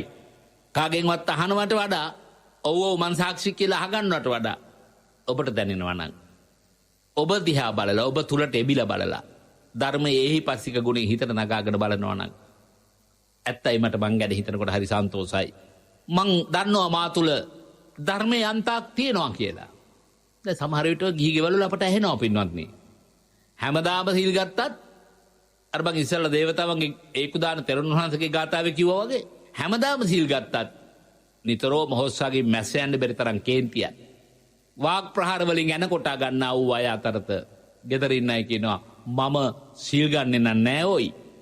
එනකට බලනවා තවුසට තරම් කේන්තියක් නැතුව මේ ප්‍රශ්නවලට තැන්පත්ව නිවි හැනහිල්ලේ ඇහුම්කන් දීලා නිවි හැනහිල්ලේ උත්තර සපයන්න මට පුළුවන් නේ. ඉතින් කොච්චර වටිනවද? අන්න එයා කියනවා මන් දන්නවා ඔයා වගේ මට හැමදාම සිල් පිහිටලා ඉන්න බෑ. දසසිල් අටසිල් ගන්න බෑ. නමුත් හෘද සාක්ෂිය අනුව මන් දන්නවා මම යම් කිසි ධර්මයක් රකින්නවා. මේ බණ අහන පින්නත් ඔබ ළඟත් ඒ වගේ ඕනතරම් සිතුවිලි ඇති මුළු ලෝකෙම ඔබට දොස් කිව්වත් කාර්යයක් නැහැ පින්නත්නි. ලෝකේ හැටි එහෙමයි. ඔබට ඔබේ හිතින් සතුටක් උපදිනවා නම් දැන් අපිට දේශනා කරන පැවිද්දන්ට දසධම්ම සූත්‍රය කියලා එකක්. ඒක දේශනා කරනවා එක කාරණාවක් මට මගේ තුලින් මගේ සීලය ගැන චෝදනාවක් නොනගෙනවා නම් ඒක පබ්බජිතේ නබින්හම් පච්චවෙක්කිතව නිතරම ප්‍රත්‍යවේක්ෂා කරන්න. ඒ වගේම සබ්‍රක්‍මචාරේහි සබ්‍රක්‍මචාරින් වහන්සේලා එකට පැවිදි දම් පුරන ගුණ දම් පුරන උත්තමයෝ මගේ සීලයට නිග්‍රහයක් නොකරනවා නම් ඒකත් හුඟක් වටිනවා. හැබැයි ඒක හැමෝගෙම බලාපොරොත්තු වෙන්න බෑ. ඔබ කොච්චර හොඳ ජීවිතයක් ගත කළත් ඔබට චෝදනා කරන නින්දා අපහාස කරන අය ඇති. ඒ නිසා වඩා වැදගත් වන්නේ මොකද්ද? අපේ ජීවිතේදී හෘද සාක්ෂිය. දැන් මේ බණාන ගමන් හිතන්න. සමහර විට ඔබට නිකරුණේ නිෂ්කාරණේ එළියෙන් නෙමෙයි. ගේ ඇතුළෙන්ම චෝදනා එන්න බැරි කමක් නැහැ. බිරිඳ ඔබ සැක කරනවා වෙන්න, ස්වාමියා ඔබ සැක කරනවා වෙන්නත් පුළුවන්. සමහරට මව්පියෝ තමන්ගේ දරුවෝ ගැන සැක කරනවා වෙන්නත් බැරි නෑ. එහෙම ඕනෑ තරම් වෙන්නට පුළුවන්. පැවිද්දෝ පිළිබඳව ගිහියෝ සැක කරනවා වෙන්නත් බැරි නෑ. ගිහියෝ පිළිබඳව පැවිද්දෝ සැක කරනවා වෙන්නත් බැරි නෑ. එතන හුඟක් වටින්නේ කවුරු කොහොම මොන ආකාරයෙන් සැක කළත් ඔබට දැනෙනවා නම් නිසැක හැඟීමක් තමන් ගැන මම මෙන්න මේ සිල්පදේ මං අවංකව මනවින් ආරක්ෂා කරන කෙනෙක් කියලා සත්‍යක්‍රියා කරන්න පුළුවන් නම් හරි වටිනවා ජීවිතේ. දැන් පුර පසුසක් පොහොය දවසේ දේවතාවෝ කියාගෙන යන්නේ දස අකුසල කර්මපතයන්ගෙන් වෙන් වෙන්න කියලා. එතකොට දසකුසල කර්මපතයන්ගේ වෙන් වෙලා ඉන්න අයට මහා සතුටක් උපදිනවා. ඒ වගේම තව කියාගෙන යනවා මව්පියන්ට උපස්ථාන කරන්න. ඒ වගේම කයින් වචනෙන් හිතින් නිතරම සුචරිත ධර්ම කුසල ධර්ම සම්පූර්ණ කරන්න. කවුද මේ කියාගෙන යන්නේ? දේවතාවෝ. එතකොට අපි හිතන්නේ අපි දේශනා කරන බණ දේවතාවෝ ආගෙන ඉන්නවා කියලානේ. දැන් ඔබට දැනෙන්නට ඕනේ දේවතාවොත් මිනිසුන්ට බණ කියනවා. මිනිසුන්ගේ හිතේ පොඩි සැක සංකා සහගත තත්ත්වයක් තියෙනවානේ දෙවියන්ට පින් ගන්න බෑ. දැන් බලන්න මේ ධර්ම දේශනා කරන එක මට පිනක්. ධර්ම දේශනා කරන්න ලැබීමත් ලොකු පිනක්. ධර්ම දේශනා කරන්නට තෝතැන්නක් ලැබීමක්. මට සාමේ රටේ බොහෝ දේශකයන් වහන්සේලාට අපේ net FM ගුවන්විදුලිය ඔබට ලං වෙන්නට තෝතැන්නක් වෙලා. ඒක ලබන්නත් ලොකු පිනක් තියෙන්න ඕනේ. එතකොට බණ පොතක් කියව ගන්න පුළුවන් සී කල්පනාව දැනුගත්කම තියෙනවා ඒකත් පිනක් නේ. එතකොට එහෙනම් දේවතාවෝ ධර්ම දේශනා කළාම මේ විදිහට දේවතාවන්ට පින් ලැබෙන්නේ නැද්ද? දේවතාවන්ට පින් ලැබෙන්නේ නැද්ද? දේවතාවන්ට පින් ලැබෙනවා. දේවතාවෝ එතකොට කියාගෙන යනවා. දේවතාවෝ ධර්ම දේශනා කරගෙන යනවා නේද? ත්‍රිවිධ සුචරිත ධර්ම පුරන්න මෙන්න මෙහෙම කටයුතු කරන අය සුගතිය පිහිට කොට වාසය කරන අය වෙනවමයි. ඒ කීර්තිය යසස සැප සම්පත් අනුභව කරන්න පුළුවන්කම ලැබෙනවමයි. මෙහෙම කියා දඹදිව ප්‍රදක්ෂිනා කරනවා. කවුද? ධම්ම දේවතාවා. දැන් එතකොට අධර්ම දිව්‍ය පුත්‍රයා ගැන කියන්න එපා නේද? දැන් අධර්ම දිව්‍ය පුත්‍රයා මොකද කරන්නේ? එයා කියාගෙන යනවා එයා සද්ධර්ම ප්‍රතිරූපකයෙක්. මම පින්නත් ඔබට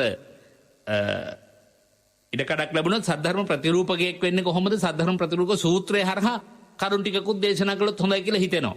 මොකද අපි මේ ධර්මයේ පිළිබඳවයි පින්වත්නි ධම්මානුස්සතිය කියන්නේ මොකද්ද කියන කාරණාවට පෙළ ගැසීම් සමයි මේ සම්පූර්ණ කරගෙන යන්නේ මම මේ දේශනාවලින්. දැන් අධර්ම දිව්‍ය පුත්‍රයා කියගෙන පරපණ නසන්ද දස අකුසල කර්ම කරන්න කිසි ගැටලුවක් නැහැ. කිසි ප්‍රශ්නයක් නැහැ. ඔබට යම් කිසි කෙනෙකුගෙන් හෝ සතෙකුගෙන් හෝ මිනිසෙකුගෙන් හෝ අන්තරායක් නම් එයා මරා දාන්න. ඒකට ගැටලුවක් නැහැ. ඔබට ඒ තුලින් ස්වර්ගයට යන්න පුළුවන්. ඉතින් බලන්නකෝ ඒ ධර්මයක් තාම ලෝකේ නැසිලා නැහැනේ. දැන් දිව්‍ය අප්සරාවෝ මෙච්චර ප්‍රමාණයක් ලබන්න පුළුවන් කියලා පිළිගැනීමක් ආගමකින් තියෙන නිසානේ අපේ පල්ලි වලට බෝම්බ ගැහුවේ. එතකොට ඒ ආකල්ප දරන අය කොච්චර ඉන්නවද? ප්‍රාණඝාතයෙන්, සත්ව හිංසනයෙන්, සත්ව ඝාතනයෙන් සිය දිවි රැක ගන්නා මිනිස්සු කීයටවත් හිතන්නේ නැහැනේ පින්වත්නි මේක මහා පාපයක් කියලා. අතට 54ක් හම්බ වෙනවා නම් අපි ඒවට කියන්නේ සම්පත් කියලානේ. දැන් මත්ස්‍යයන් මරනවා නම් ඒ තුලින් සම්පතක් උපදිනවා නම් අපි මත්ස්‍ය සම්පත කියනවා. අපි ඒක විපතක් කියලා හිතන්නේ නැහැනේ. එතකොට යම්කිසි දෙයක් විපතක් වශයෙන් ඉදිරිපත් වෙනවා නම් ඒ තමයි ධර්මය. විපතක් සම්පතක් වශයෙන් ඉදිරිපත් වෙනවා නම් ඒක අධර්මයනේ. එහෙනම් දෙව්දත්තර එදා ලෝකයට දෙව්දත්තර පාර්ශ්වයෙන් දේශනා කළ බණ මුළුමනින් අතු ගෑවිලා ගියක් කියලා හිතෙන්නේ නෑ. මා පින්නත් ඔබට මා කිව්වා සද්ධර්ම ප්‍රතිරූපක සූත්‍රයත් අපි ඉගෙන ගමු කියලා. සද්ධර්ම ප්‍රතිරූප ඉස්මතු වෙන්න පින්වත්නි අර ධර්මයේ අඳුර වෙනවා. නැත්තම් ධර්මයේ පිරිහිලා යන්න අධර්මයේ බබලෙනවා. අධර්මයේ බබන අදම්මෝ දීපති වන්නේ. ධම්මෝ පරිහායි. ධර්මයේ පිරිහෙන්න අධර්මයේ දීප්තිමත් වෙනවා. දැන් අද ඒක වෙලා නැද්ද? යුක්තිය දිහා බැලුවත්, නීතිය දිහා බැලුවත්, රට දිහා බැලුවත්, ලෝකෙම දිහා බැලුවත් ඔබට පේනවා ඇති නේද මේ කාලේ අධර්මයේ ජය ගන්න කාලේ කියලා. ලබු කියන එක දියරහයි. නමුත් අපි කතා කරනවා අධර්මයේ ජය ගන්න කාලේ ලබුත් තිත්ත වේලු. ලබුත් තිත්තයි කියලා. ඒ වගේ දැන් මේ කාලේ ඔබට කොච්චරනම් හිතිලා ඇද්ද? ඇත්තයි අධර්මයේ තමයි ලෝකේ ජය ගන්න කියලා හිතිලා ඇති නේද? දැන් දෙව්දත්තරේදා දිව්‍ය ලෝකේ ඉඳලා යත් කියාගෙන යනවා බණ දස අකුසල කර්මයම කරන්න කිසි ප්‍රශ්නයක් නැහැ. ඒ තුළින් ජීවිතේ පෝෂණය වෙනවා නම් එච්චරයි. එතකොට දක්ෂිනාවෘතව භාග්‍යවතුන් වහන්සේ මිනිසුන්ට බණ කියන්නේ. නැත්නම් දේවතාවා බණ කියන්නේ ධම්ම දේවතාවා. අර එතකොට වාමාවෘතව වම් පැත්තට දඹදිව හරවමින් බණ. දැන් මේ දෙන්න හරි වට්ටා සිද්ධිය පින්නත් ආසෙදි මුණ ගැහෙනවා.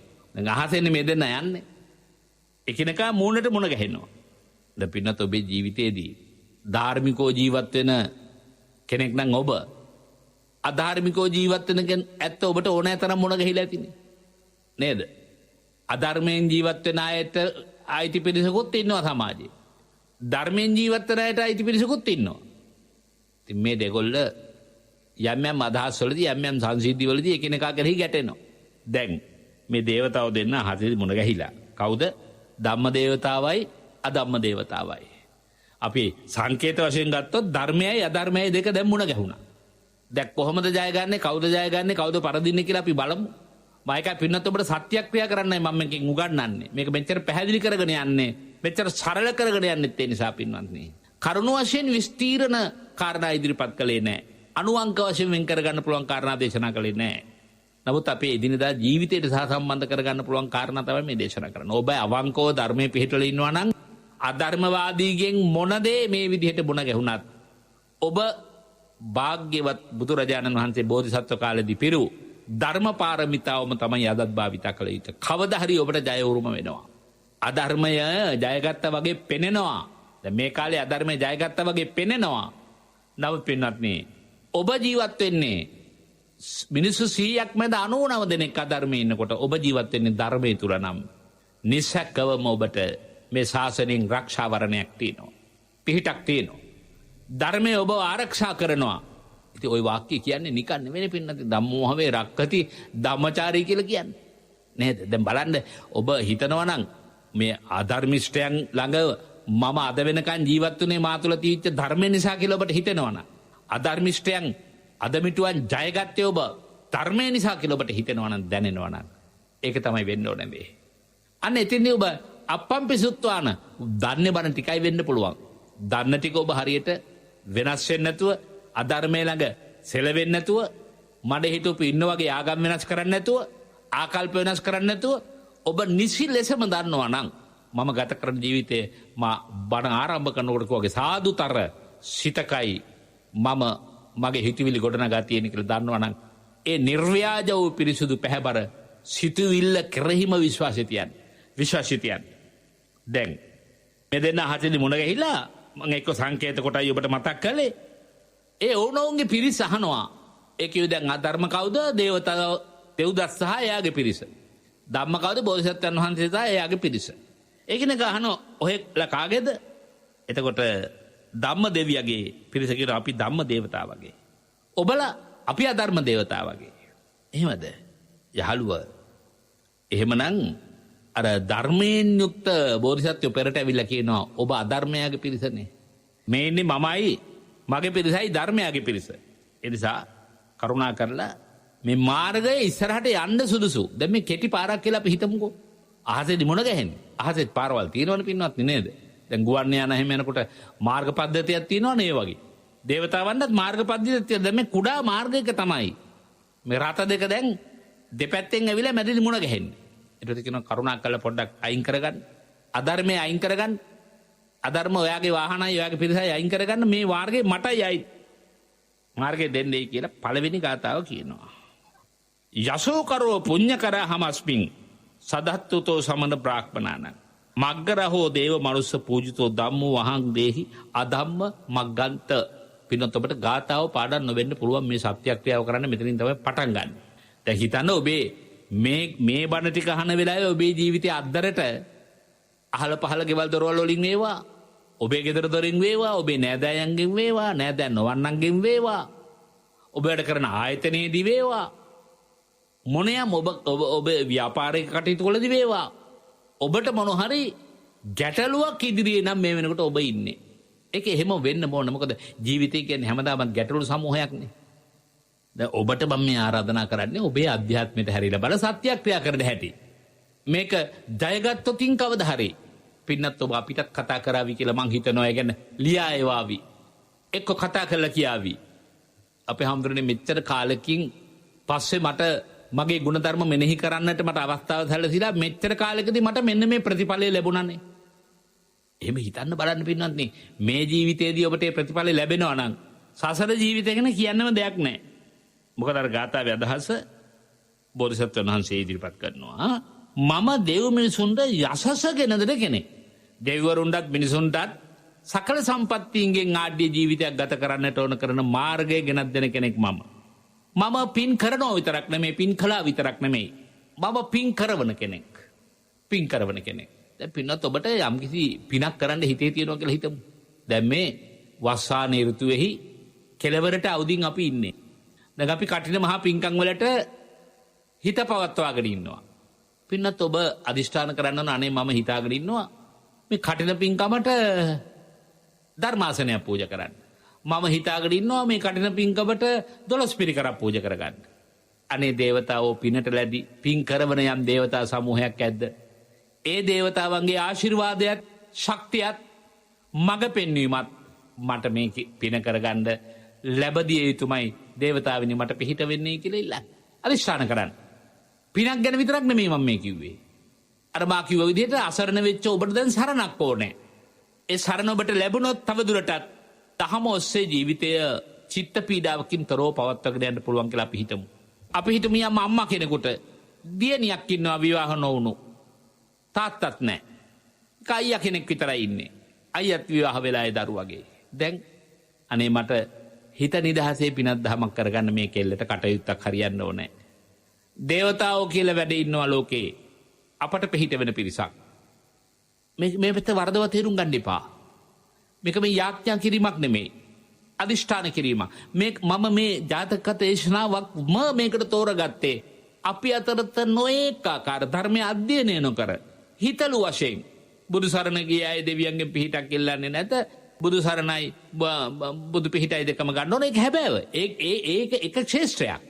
අපිට පෙනෙනවට වඩා නොපෙනෙන ශේෂ්ත්‍ර ලෝකෙ තියෙනවා. මේ පුණ්‍යක් ශේෂ්ත්‍රය තුල භාග්‍යතුන් වහන්සේත් පුණ්‍යක් ශේෂ්ත්‍රයක්.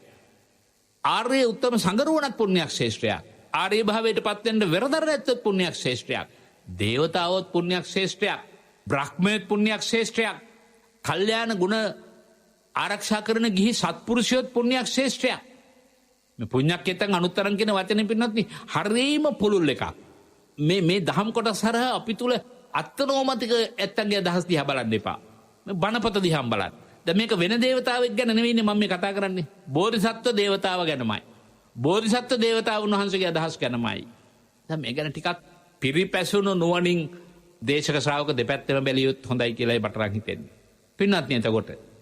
පින්නත් ඔබට යමක් කරගන්න යම් බාධාවක් තියෙනවා නම් යමක් කරගන්න යම් බාධාවක් තියෙනවා නම් ඔබේ පින් ගන්නා ඔබට පින් කරගන්නට මඟ පෙන්වන යම් දේවතාවෙක් ඇද්ද? මේ බෝධිසත්වයන් වහන්සේගේ ප්‍රකාශන බොරු නෙමෙයිනේ පින්නත් මේ බුදුහාමුදුරනේ වදාරන්නේ පස්සේ කාලෙකදී. මම පින් කරවන්නේ. ඒක ඔබට පින් කරගන්න යම් බාධාවක් තියෙනවා නම් ඒ බාධාවත් දුරු වෙලා යම් කිසි යහපත් තැනකට යන්නට අදිෂ්ඨානයක් තියෙනවා නම් ඒකත් ඉෂ්ට වෙලා ජීවිතේ හරි ලස්සනයි පින්නත්. බාධක කම්කටොළු කාට තුලත් එනවා. මං කියන්නේ එතන නවතින්න එපා. ගලන ගඟක් වගේ ජීවිතය ගලන ගඟ මුහුදෙන්ම නතර වෙන්න ආසේ. ඒ මුහුදෙන් නතර වෙන තුරු ගඟ දෙපස පෝෂණය කරන්න ආසේ. පලිබෝධ මැඩගෙන ඉදිරියට යන්න ආසේ. ඔබට ඔබේ ජීවිතේ පලිබෝධ බාධක මැඩගෙන ඉදිරියට යන්න පුළුවන්කම තියෙන්න ඕනේ. දැන් ධම්ම දේවතාව අධම්ම දේවතාවට මේ තවදුරටත් බණ කියනවා හා තමන්ගේ ගුණ තමා විසින් ඉදිරිපත් කරනවා. ශ්‍රමණ බ්‍රාහ්මණයන් විසින් නිරතුරු ප්‍රශංසා කරන කෙනෙක් මං. අන්න මට එතෙන්ට එන්න ඕනේ. පින්නත් ඔබට කොච්චර සන්තෝෂයක් ඇද්ද? අපේ පන්සලේ හාමුදුරුවන් මා හොඳට අඳුරනවා. ගිහින් කියන්නකො මට ඩිංගක් අසනීපයි කියලා පන්සලටද යන්නේ? ඔව් ලුසියා උපාදකම් මට පොඩ්ඩක් අසනීපයි කියලා කියනවාද? අපේ හාමුදුරුවෝ මාව දන්නවා. අනේ පින්නත් මේ වනි අහිංසක හිතුවිල්ලක් ඇති වෙන එකම කල්පනා වෙනකොට මට කඳුළු පිරෙනවා. ඒ වගේ අපේ හාමුදුරුවෝ මාව දන්නවා කියන හැඟීමක් ඔබට හිතේ තියෙනවා නම් ඒක ලොකු සන්තෝෂයක්. ඒක ලොකු සන්තෝෂයක්. ඒක සත්‍යක්‍රියා කරන්න පුළුවන් වටිනා කාරණාවක් පින්නත් නේ. ශ්‍රමණ බ්‍රාහ්මණයන් විසින් මම නිරතුරු ප්‍රශංසා කරන කෙනෙක්. එහෙම නැත්නම් ඔබ හිතන්න මම මාස්පතා දන් දෙන කෙනෙක්. මම පන්සලට මගෙන් කෙරෙන්න තියෙන සියලු යුතුයකම් ශ්‍රමයෙන් කරලා තියෙනවා, ධනයෙන් කරලා තියෙනවා. දැන් බඩ මේ දවස්වල අපේ කූරගල පුදබිමට ශ්‍රමයෙන් උදව් කරන්න ආරාධනා කරලා තියෙනවා මං අහගෙන හිටියා. ඒ පින්නතවට පුළුවන්කම තියෙනවා නම් ඒ බඳු සහයෝගයක් දෙන්න අතේ මිල මුදල් නැහැ කියලා අපි හිතමු. අන්න ඔබට සතුටු වෙන්න පුළුවන්. ඒ නිසා මම මේ පින්කම් කරගත්ත කෙනෙක් කියලා මේ බණහන අයට මොන තරම්නම් සන්තෝෂයක් උපදිනවද ඇද්ද? මම මාර්ගය ලබන්නට සුදුස්සෙක්. ඒ කිව්වේ නිර්වාණ මාර්ගය අවබෝධ කරගන්න මම සුදුස්සෙක්. දෙව් මිනිසුන් විසින් මාව පුද කරනවා. මගේ නම ධර්ම අධර්මය මට මාර්ගය දෙන්නේ කියලා තද නියෝගයක් වගේ එකක් කරනවා. තවදුරටත් කියනවා අධර්මයා මෙහෙම කියනවා. අධර්මයානය කියන එකත් හරි ශක්තිමත් එකක්. ඒකට නැගගත්තු මම තැති ගැනීම් නැති කෙනෙක්. බලවත් කෙනෙක්. ධර්මය එබඳු මම කාටවත් නොදුන් මාර්ගය කවර හේතුවක් නිසා ඔබට දෙනවත්. මං ඔබලක නැවෙන්නේ නැහැ. කවුද මේ කියන්නේ අධර්මය? දැන් ඔබ ඉදිරියේ ඉන්න අධර්මය ඔබට නොඑක ආකාර පලිබෝධ කරයි දරුණු ලෙස ඉඳගෙන. එපා සැලෙන්න. ඔබ ඉන්න උඩ බෝධිසත්වයන් වහන්සේගේ පැත්තේ. ආයත් කියනවා බෝධිසත්වයන් වහන්සේ කියනවා ලොව පළමුව ධර්මය පහළ වුණේ. මතක තියාගන්නවා පස්සේ තමයි අධර්මය උපන්නේ. පින්නත් ඔබ මේ බෞද්ධ දර්ශනය පිළිබඳ දීඝනිකාය අග්ගඤ්ඤ සූත්‍රයේ හැරලා බැලුවත් පේනවා. ඉතලා මුලින් පොදු පරිභෝජනයක් තිබුණේ. ඊට පස්සේ මිනිස්සු වැඩිපුර එකතු කරගෙන තණ්හාව මුල් කරගත්තා. විවිධ වූ අකුසල කර්මයන් ලෝකේ ප්‍රාදුර්භූත වුණා. කිතුණු දහම තුලත් ඒක ඉතා පැහැදිලිව කියනවා. දැන් පළමුවෙන් ධර්මයේ පහළ වුණා, පස්සේ අධර්මයේ ඉපදුණා. ඒ නිසා මතක තියාගන්න ඕයි ධර්මයේ ජේෂ්ඨයි, ශ්‍රේෂ්ඨයි, පැරණි. ඔබ කනිෂ්ඨයි. ඒ නිසා ජේෂ්ඨයට ඉඩ දීලා මාර්ගයෙන් ඉවත් වෙන්න කියලා ආයෙත් කියනවා. ඊළඟට කියනවා නැවතත් අධර්මයා මම ඔබට මාර්ගය දෙන්නේ නම් ඒ දීම ඉල්ලීම නිසා නුසුදුසුයි. සුදුසු වචන නිසාද නුසුදුසුයි. අපි දෙන්නාගේ යුද්ධයක් වුණොත් හොඳයි. යුද්ධයෙන් යමක් දිනන්නේද ඔහුට මාර්ගය හිමි වේ. අන්න බලන්න. ඉතින් බෝධිසත්වයන් වහන්සේ කියන මම සියලු දිශාවන් පැතිර සිටි කෙනෙක්, මහත් බල ඇති කෙනෙක්, අපමණ වූ යසස් සම්පත් තියෙන කෙනෙක්. මට අහවලා සමානයි කියලා කියන්න බෑ. මම සියලු ගුණයන්ගෙන් සමන්විතයි. ධර්ම නම් වූ මම ඔබට නියෝග කරනවා. ඔබට මාව දිනා ගන්න බෑ කියලා. ඒ කියන්නේ මාව පරද්දන්න බෑ. දැන් අපට කාලය සීමා සහිත වී ගිය නිසා එතනින් එහාට දිග විවරණයක් කරන්න වෙලාව නෙමෙයි. කොහොමද අවසානයේ බෝධිසත්වයන් වහන්සේගේ ගාථා පෙළ විශාල ප්‍රමාණයක් තියෙන මේ ගාථා ඒ ටික දේශනා කරපු ගමම්ම අධර්මයට අර රතේ නැගී හිටින්නට පුළුවන්කම ලැබුණේ. මොකද දන්නවද උනේ යටි කුරුව පොළවට වැටිලා පොළොව පලා ඒ වගේ පින්වත්නි ධාර්මිකව ජීවත් වෙන කෙනෙකුට අධාර්මිකව කටයුතු කරන ඕනෑම කෙනෙකුට ඒකාන්තයෙන් ඒකේ ඵල විපාකේ ලැබෙනවමයි. ඔබ පරිගන්න යන්න එපා. පරිගන්න යන්න එපා. සත්‍යක්‍රියා කරන්න. අදිෂ්ඨාන කරන්න.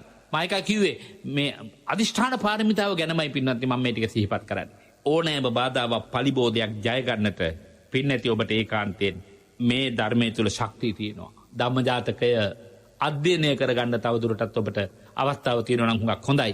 පින්නැති ඔබ හැමදෙනාටම ධර්මයේ තුලින් සත්‍යක්‍රියා කරන්නට ධම්මානුසතියට එළඹෙන්නට මුල් මග පිළිවෙලක් වශයෙන් දේශනා කළ මේ දේශනාවේ පූජනීය වූ ගෞරවනීය වූ දායකත්වයේ දරන්නේ හාලියල එගොඩගම පතන කොටුවේ පදිංචි එන්.ජේ. කමලා රංජනී පින්වත් මහත්මිය ප්‍රධාන බුදු පිරිසයි කියා මා මතක් කළා. ඒ සම්බුදු පිරිස පළමුවෙන් සිදු කර තිබෙන්නේ අපගේ ස්වාමින් වහන්සේට නිදුක් නිරෝගී සුවය හා ප්‍රාර්ථනීය බෝධියකින් උතුම් ධර්ම අවබෝධය ලැබේවා කියා මට සෙත් පැතීමයි. ඒ ප්‍රාර්ථනාව අනුමත කරමින් ගෞරවයෙන් පිළි අරගනිමින් අපේ දායක දායිකා සියලු පින්නතුල්ලාටත් මමත් එලෙසින්ම ප්‍රාර්ථනා කරන අතර දායකත්වයේ දරන පින්නතුල්ලා තවදුරටත් අධිෂ්ඨාන කළ තියෙන අවුඩුවර වැල්ගොල්ලේ පදිංචි සිට වසරකට පෙර අභාවයට පත් වුණු මැණිකේ තෙන්නකෝන් පින්වත් අම්මාට පින් අනුමෝදන් කරන්න, විදේශගතව සිට තම හසිත ප්‍රසාද් පුතාට, ඔගේ වයස අවුරුදු 5ක් වන ගායුක මුණුපුරාට, ඔගේ ඔක්තෝබර් 13 වෙනිදා උපන්දින සමරන චතුරිකා දියණියට ආශිර්වාද කරන්නට ඒ ලෞකික කල ආශිර්වාදය ඉෂ්ට සිද්ධ වේවා. ධර්මයේ ජයග්‍රාහී දීලාවේ සැමරුම ගොඩන ගන්නට මේ ජීවිතය තුළම පින් නැති ඔබට ශක්තිය ලැබේවා. මේ දහම් හඬට සවන් දුන් දේවතාවෙනි සාදුකාර දිදී මේ පින් අනුමෝදන් වෙත්වා. සම්බුදු සසුන රකිත්වා. දෙවියෝද ප්‍රාර්ථනීය බෝධියකින් පරම නිමල නිවනින් සැනසීමේ වාග්ය උදාපත් කොට ගනිත්වායි ප්‍රාර්ථනා කරන්නට කැමැතියි.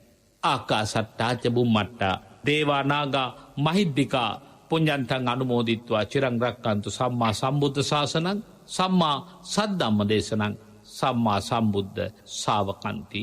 ඔබ හැමට සම්මා සම්බුදු සරණයි. සම්මා සම්බුදු පිහිටයි. සාදු සාදු සාදු. ජීවිතයට ආශිර්වාදය ගෙනාපු ජීවිතේ විවිධ ගැටලු අභියෝග ධර්මයෙන් ජයගන්නේ කෙසේද කියන කාරණය වටහා ගන්නට හැකි දේශනාවක ඔබ ශ්‍රවණය කළේ. ඒ උතුම් වූ දේශනාව තුළ අපට ලබා දුන්නු ධර්මඥානය අපේ ජීවිතයට හැමදෑම ගෞරව සිතින් එක් කරන අපේ පූජනීය නායක හාමුදුරන් වහන්සේට නිදුක් නිරෝගී දීර්ඝායුෂ වේවා උතුම් වූ ධර්මාවබෝධය පිණිසම මේ කුසල් පාරමී ධර්මයක් වේවායි කියා ප්‍රාර්ථනා කරමින් කෙටි විරාමයකට යොමු වෙන්නට සූදානම් වන මොහොතේ නැවත ඔබට ආරාධනා කරනවා නොවැම්බර් මාසේ 6-7 දෙදින නෙත් රේඩියෝවේ 8 වන කටින මහෝත්සවය පැවැත්වීමට නියමිතයි කූරගල පුදබිමේ. ඒ සඳහා සියලු දෙනාටම ආරාධනා කරනවා. ඒ අතරතුර විශේෂයෙන්ම අපි ඔබට සිහිපත් කරනවා මේ පුණ්‍ය භූමියේ කටින මහෝත්සවයේ ගරු බහඬ පූජාවට නෙත් සමග එකතු වෙන්නට කියලා. ඒ සඳහා විස්තර දැනගන්නට 0.77 41 51 272 දුරකථන අංකයට කතා කරන්න ඇරියුම් කරමින් මෙත් පාමුලෙන් විරාමයක් ලබනවා.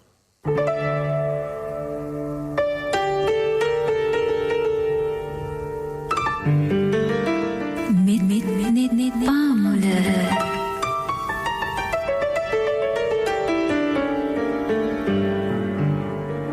සියලු දානයන් අතරින් උතුම්ම දානය ධර්ම දානයයි.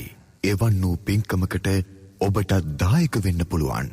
නෙත් FM රේඩියෝවේ ඉරිදා උදැසන 8ට විකාශය වන මෙත්නෙත් පාමුල ධර්ම දේශනාව සඳහා දායක වීමට 0.77 77 25 214 0.77 77 25 214 සතියේ දිනවල උදැසන 9ත් සවස 5ත් අතර කාර්යාල වේලාව තුලදී අමතන්න.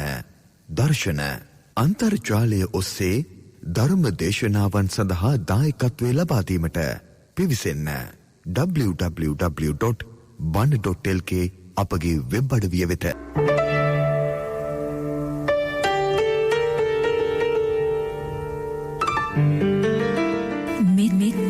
පාමුල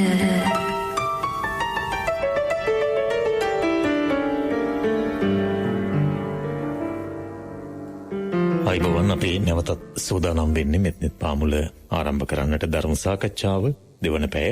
විශේෂයෙන්ම හැමදෑම වගේ අදත් මේ ධර්ම දේශනාවේදී ඉතා වටිනා දේශනාවක් ශ්‍රවණය කරලා අපට අපේ ජීවිතයට ධර්මය එකතු කරගෙන ඒ ඇසුරේ තවත් කාරණා විග්‍රහ කරලා දැනගන්නට ලැබෙන අවස්ථාව තමයි ධර්ම සාකච්ඡාව. අපි ඒ සඳහා යොමු වෙන්නට සූදානම් වෙන මොහොත. නැවත වාරයක් අපේ පූජනීය නායක හාමුදුරන් වහන්සේව කැටවල හේමාලෝක නායක හාමුදුරන් වහන්සේව බොහොමත්ම ගෞරවයෙන් අද වැඩසටහන වෙනුවෙන් සාකච්ඡාව වෙනුවෙන් පිළිගනු ලබනවා. අවසරයි ස්වාමීන් වහන්සේ.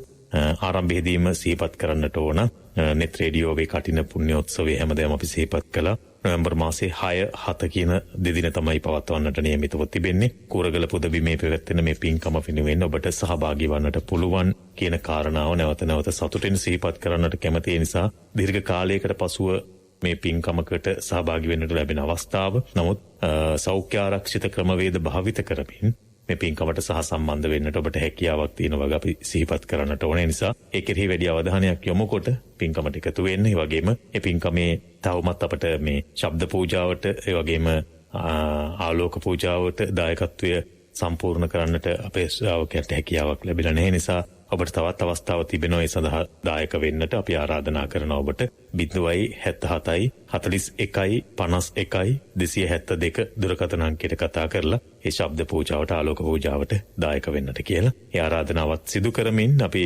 විශේෂයෙන්ම මේ පුදබිමේ අපි හාමුදුරුවෝ වැඩ ඉන්න පුදබිමේ ගම්පහ මිරිස්සවත්ත ශ්‍රී සුදර්ශන ධර්මනිකේතනයේ කටිනෙත් කවදා වේවිද? ඒ කටින පින්කම කොයි ආකාරයෙන්ද පැවැත්වෙන්නේ කියන කාරණේත් ඔබට දැනුවත් කරන්න බලාපොරොත්තු වෙනවා. විශේෂයෙන් මේ කාලයත් එක්ක අපේ ස්වාමීන් වහන්සේ කොහොම සූදානම්වත් තිබෙනවද කියන කාරණේ තාම අපිට දැනගන්නට ලැබුණේ නැහැ. ඒ නිසා ඒ පිළිබඳව අද සාකච්ඡාව අවසානයේදී ඔබට කාරණා සමීප කරවන්නට බලාපොරොත්තු වෙනවා. අපි ධර්ම සාකච්ඡාව ආරම්භ කරමු. අපේ පූජනීය නායක හාමුදුරන් වහන්සේව නැවත නැවත පිළිගෙන අද සාකච්ඡාවේ ආරම්භය පට හිතෙනවා ජම්මාන්තර වෛරක්කාරයන්ගෙන් පටන් ගත්තොත් හොඳයි කියන කාරණේ අපේ හාමුදුරනේ. අද දේශනාවේදී මම හිතන්නේ දෙවියෝ ගැන, එතකොට වෛරක්කාරයෝ ගැන, එතකොට පුණ්‍යක්ෂේත්‍ර ගැන මේ සියලු දේවල් පිළිබඳව කතා කරපු නිසා මේ ධර්මයේ හැම පැත්තකදීම උපයෝගී වෙන ආකාරය අපිට තදින් දැනුණා. සහ එය සාකච්ඡාවට බඳුන් කළ තවත් කාරණා වහන්සේගෙන් දැනගත යුතු තවත් කාරණා ඉස්මතු වූවායි කියලා මම විශ්වාස කරනවා. ඒ නිසා ඔබ වහන්සේට මම බොහොම ගෞරවයෙන් ආරාධනා කරන්නේ අද සාකච්ඡාව ආරම්භ කරන්නට. ඇයි අපේ හාමුදුරනේ ජන්මාන්තර වෛර ඇති වෙන්නේ? දැන් ඒකෙදී සමහර දැන් බෝධිසත්වයාණන් වහන්සේ හොඳ චරිතයක්. උන්වහන්සේ තව කාටවත් වෛර කරන්නේ නැහැ. හැබැයි උන්වහන්සේට වෛරකාරයෝ ඉන්නවා. උන්වහන්සේ තව කාටවත් වෛර කරන්නේ නැහැ. හැබැයි උන්වහන්සේට වෛරකාරයෝ ඉන්නවා. ඒක සසරේ දිගටම එනවා. එහෙම එතකොට යම් කෙනෙක් හිතුවොත් එහෙම අනේ අපි ඉතින් හොඳට ඉඳලා කාටවත් වෛර නොකර මෛත්‍රී වැඩුවට වැඩක් නැහැනේ. අපි ජන්මාන්තර වෛරක්කාරයෝ වෙනවා නම් සසරේ දිගටම එනවනේ කිය. ඒතර අපි හොඳින් වැඩක් නැද්ද? ඇයි අපිට ජන්මාන්තර වෛරක්කාරයෝ ඇති වෙන්නේ? වාසනාවන්ත පින්වත්නි, ජන්මාන්තර කියන වචනේ අපි ඉස්සර වෙලම ඒ ප්‍රශ්නෙට පිළිතුරු සපයන්නට වටහාගෙන තෝරාගෙන පැහැදිලි කරගන්න හරි වටිනවා. ජන්ම කියන්නේ උපදිනවා.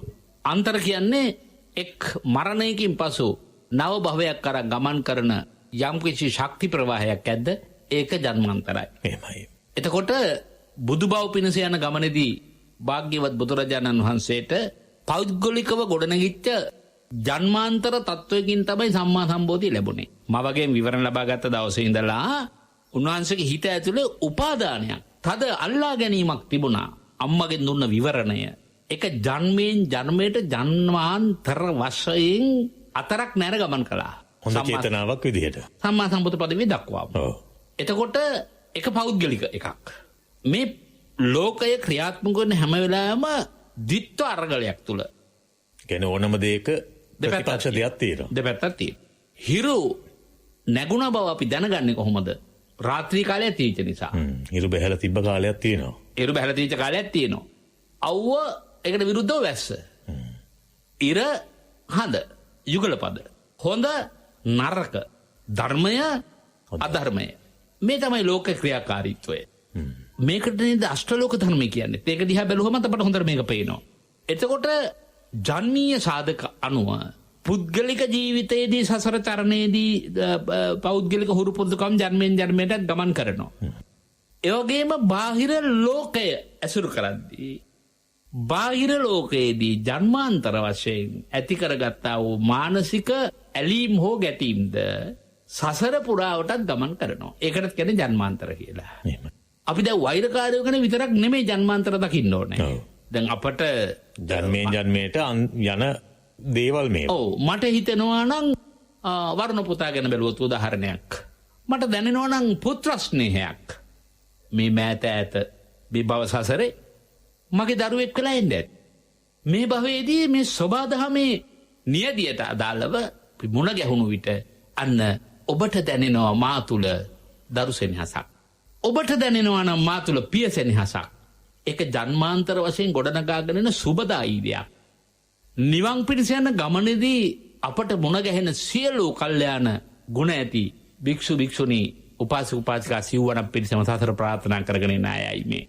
ජන්මාන්තර හිතයිශී බව ජන්මාන්තර බැඳීමයි. ඒ කියන්නේ ජන්මාන්තරව හොඳ දේවල් පුරුදු කරපු අය හොඳ දේවල් ලෙසට එකතු වෙනවා, නරක දේවල් පුරුදු කරපු අය නරක දේවල් වලට එකතු වෙන අවස්ථා තියෙනවා. ඔව් දැන් අපි ධම්මජාතකයේ දේශනා කළේ ඒකමනේ. දැන් දෙව්දත්තරට දිව්‍ය ලෝකෙ ගියත් අර පරපුරම එහෙ ගියා සෙට් එක පිටින්. ආයේ මනුස්ස ලෝකෙ කොහරි සත්ත්ව ලෝකෙක උපදිනවා නම් ඒ අර සෙට් එකම ආපහු වෙනවා. ඒ සත්ත්ව ලෝකෙට. එහෙමයි. සමාන ධාතු සමාකාරයෙන් එකතු වෙනවා. එකතු වෙනවා. එතකොට දැන් හැම බෝධිසත්වයෙකුටම අර සින්දුවක තියෙන පෙරම් පුරණා බෝසතුන්ටත් මාරසෙන් සිටියෝ. ඉතින් එහෙනම් අපට නැතුවද මාරසේනාවෝ කියලා අපි කියන්නේ. එහෙමයි. එතකොට මාරසේනාවෝ දෙවිවරු වශයෙන් මාරසේනාවොත් වෙනවා, මනුෂ්‍ය වශයෙන් මාරසේනාවොත් වෙනවා. ඔව්. දැන් අම්මා කියන්නේ මූණන් මාරදිව්‍ය පුත්‍රයෙක් වෙන්න ඇති මට කියලා කියන්නේ සමහර වෙලාවට. මන් දන්නේ මේ හදයා මගේ මෙච්චර පලි ගන්නේ මොකද මේක ජම්මාන්තර වෛරකාරයෙක් කියලා මට හිතෙනවා කියලා මිනිස්සු කියන්නේ. කෙනෙකුගේ ජීවිතයේ අර මං කියපු හැටියට ඉර එළිය වෙන්නේ. දිවා තපති ආදිච්චෝ. ආලෝකයේ වටිනාකම දැනෙන්නේ අඳුර හිටපු කෙනෙක්. ඒතර බෝධිසත්වයන් වහන්සේගේ පෙරම්පුරා යන ගමන ශක්තිමත් වෙන්න නම් දෙව්දත්තර කෙනෙක් ඉන්නම ඕනේ. ඒ කියන්නේ උන්වහන්සේ ආලෝකය නම් අඳුර තියෙන්නම ඕන ආලෝකේ පේන්න. අඳුර තියෙන්නම ඕන ආලෝකේ. එහෙම නැතුව බෝධිසත්වයාණන් වහන්සේ හැම භවයකම හොඳ චරිතය, සුදු චරිතය වෙලා පින් කරනවා, කුසල් කරනවා. එතකොට කොහොමද ජන්මාන්තරව වෛරක්කාරයේ පස්සෙන් එන්නේ කියන කාරණේදී අපිට ඒ කියන්නේ තමන්ගේ හොඳ තව එලි දක්වන්න තමයි මේ ජන්මාන්තර වෙන්නේ. ඔව් දැන් භාග්‍යතුන් වහන්සේ උදාහරණයක් වශයෙන් හිතන්න අනිත් පැත්ත අපි මෙහෙම හිතමුකෝ. මේ මනුලෝ තලයට පහළ වෙන්නේයි කියලා ආරාධනා කරපු වෙලාවේ දිව්‍ය ලෝකේ වැඩ ඉන්න අපේ බෝධිසත්වයන් වහන්සේට සාම්පති මහ බ්‍රහ්මයා සම්පති මහ බ්‍රහ්මයා ආරාධනා කරපු වෙලාවේ මොනවද බැලුවේ? 5 මහ බැලුම් බැලුවා. නේ? ඒකේ පළවෙනි එක මොකද? කාලය. ධර්මයේ දීප්තිමත් වෙන්නේ අධර්මය මිත්‍යා දෘෂ්ටිය වැපිරිච්ච කාලෙක. මිත්‍යා දෘෂ්ටි නැති කාලේ සම්මාදිට්ඨිය වටිනාකම තේරෙන්නේ නැහැ. ඒ නිසා තමයි දෙසටක් මිත්‍යා දෘෂ්ටීන් ගැන කතා කරන්නේ. දෙසටක් මිත්‍යා දෘෂ්ටීන් බලලා බුදුරජාණන් වහන්සේ පහළ වුණේ ඔය හේතුව නිසා. එහෙමයි. එතකොට අපි මෙන්න මේ ටික හොඳට වටහා ගන්න ඕනේ. මේ ටික මනවින්ම තේරුම් ගන්න ඕනේ. එතකොට බෝධිසත්වයන් වහන්සේගේ ජීවිතය තුළ ස්වභාවයක් තමයි ඒක මොකද සනාතන ධර්මයක් කියලා කිව්වත් කමක් නැහැ. පලිබෝධකයෙක් කෙන එක. පලිබෝධ නැත්තම් බුදු කෙනෙකු ලෝකේ පහළ වෙන්නෙම නැහැ. දැන් දුකක් නැත්තම් සැපක් නැහැනේ. එහෙම. සැපක් නැත්තම් දුකකුත් නැහැනේ.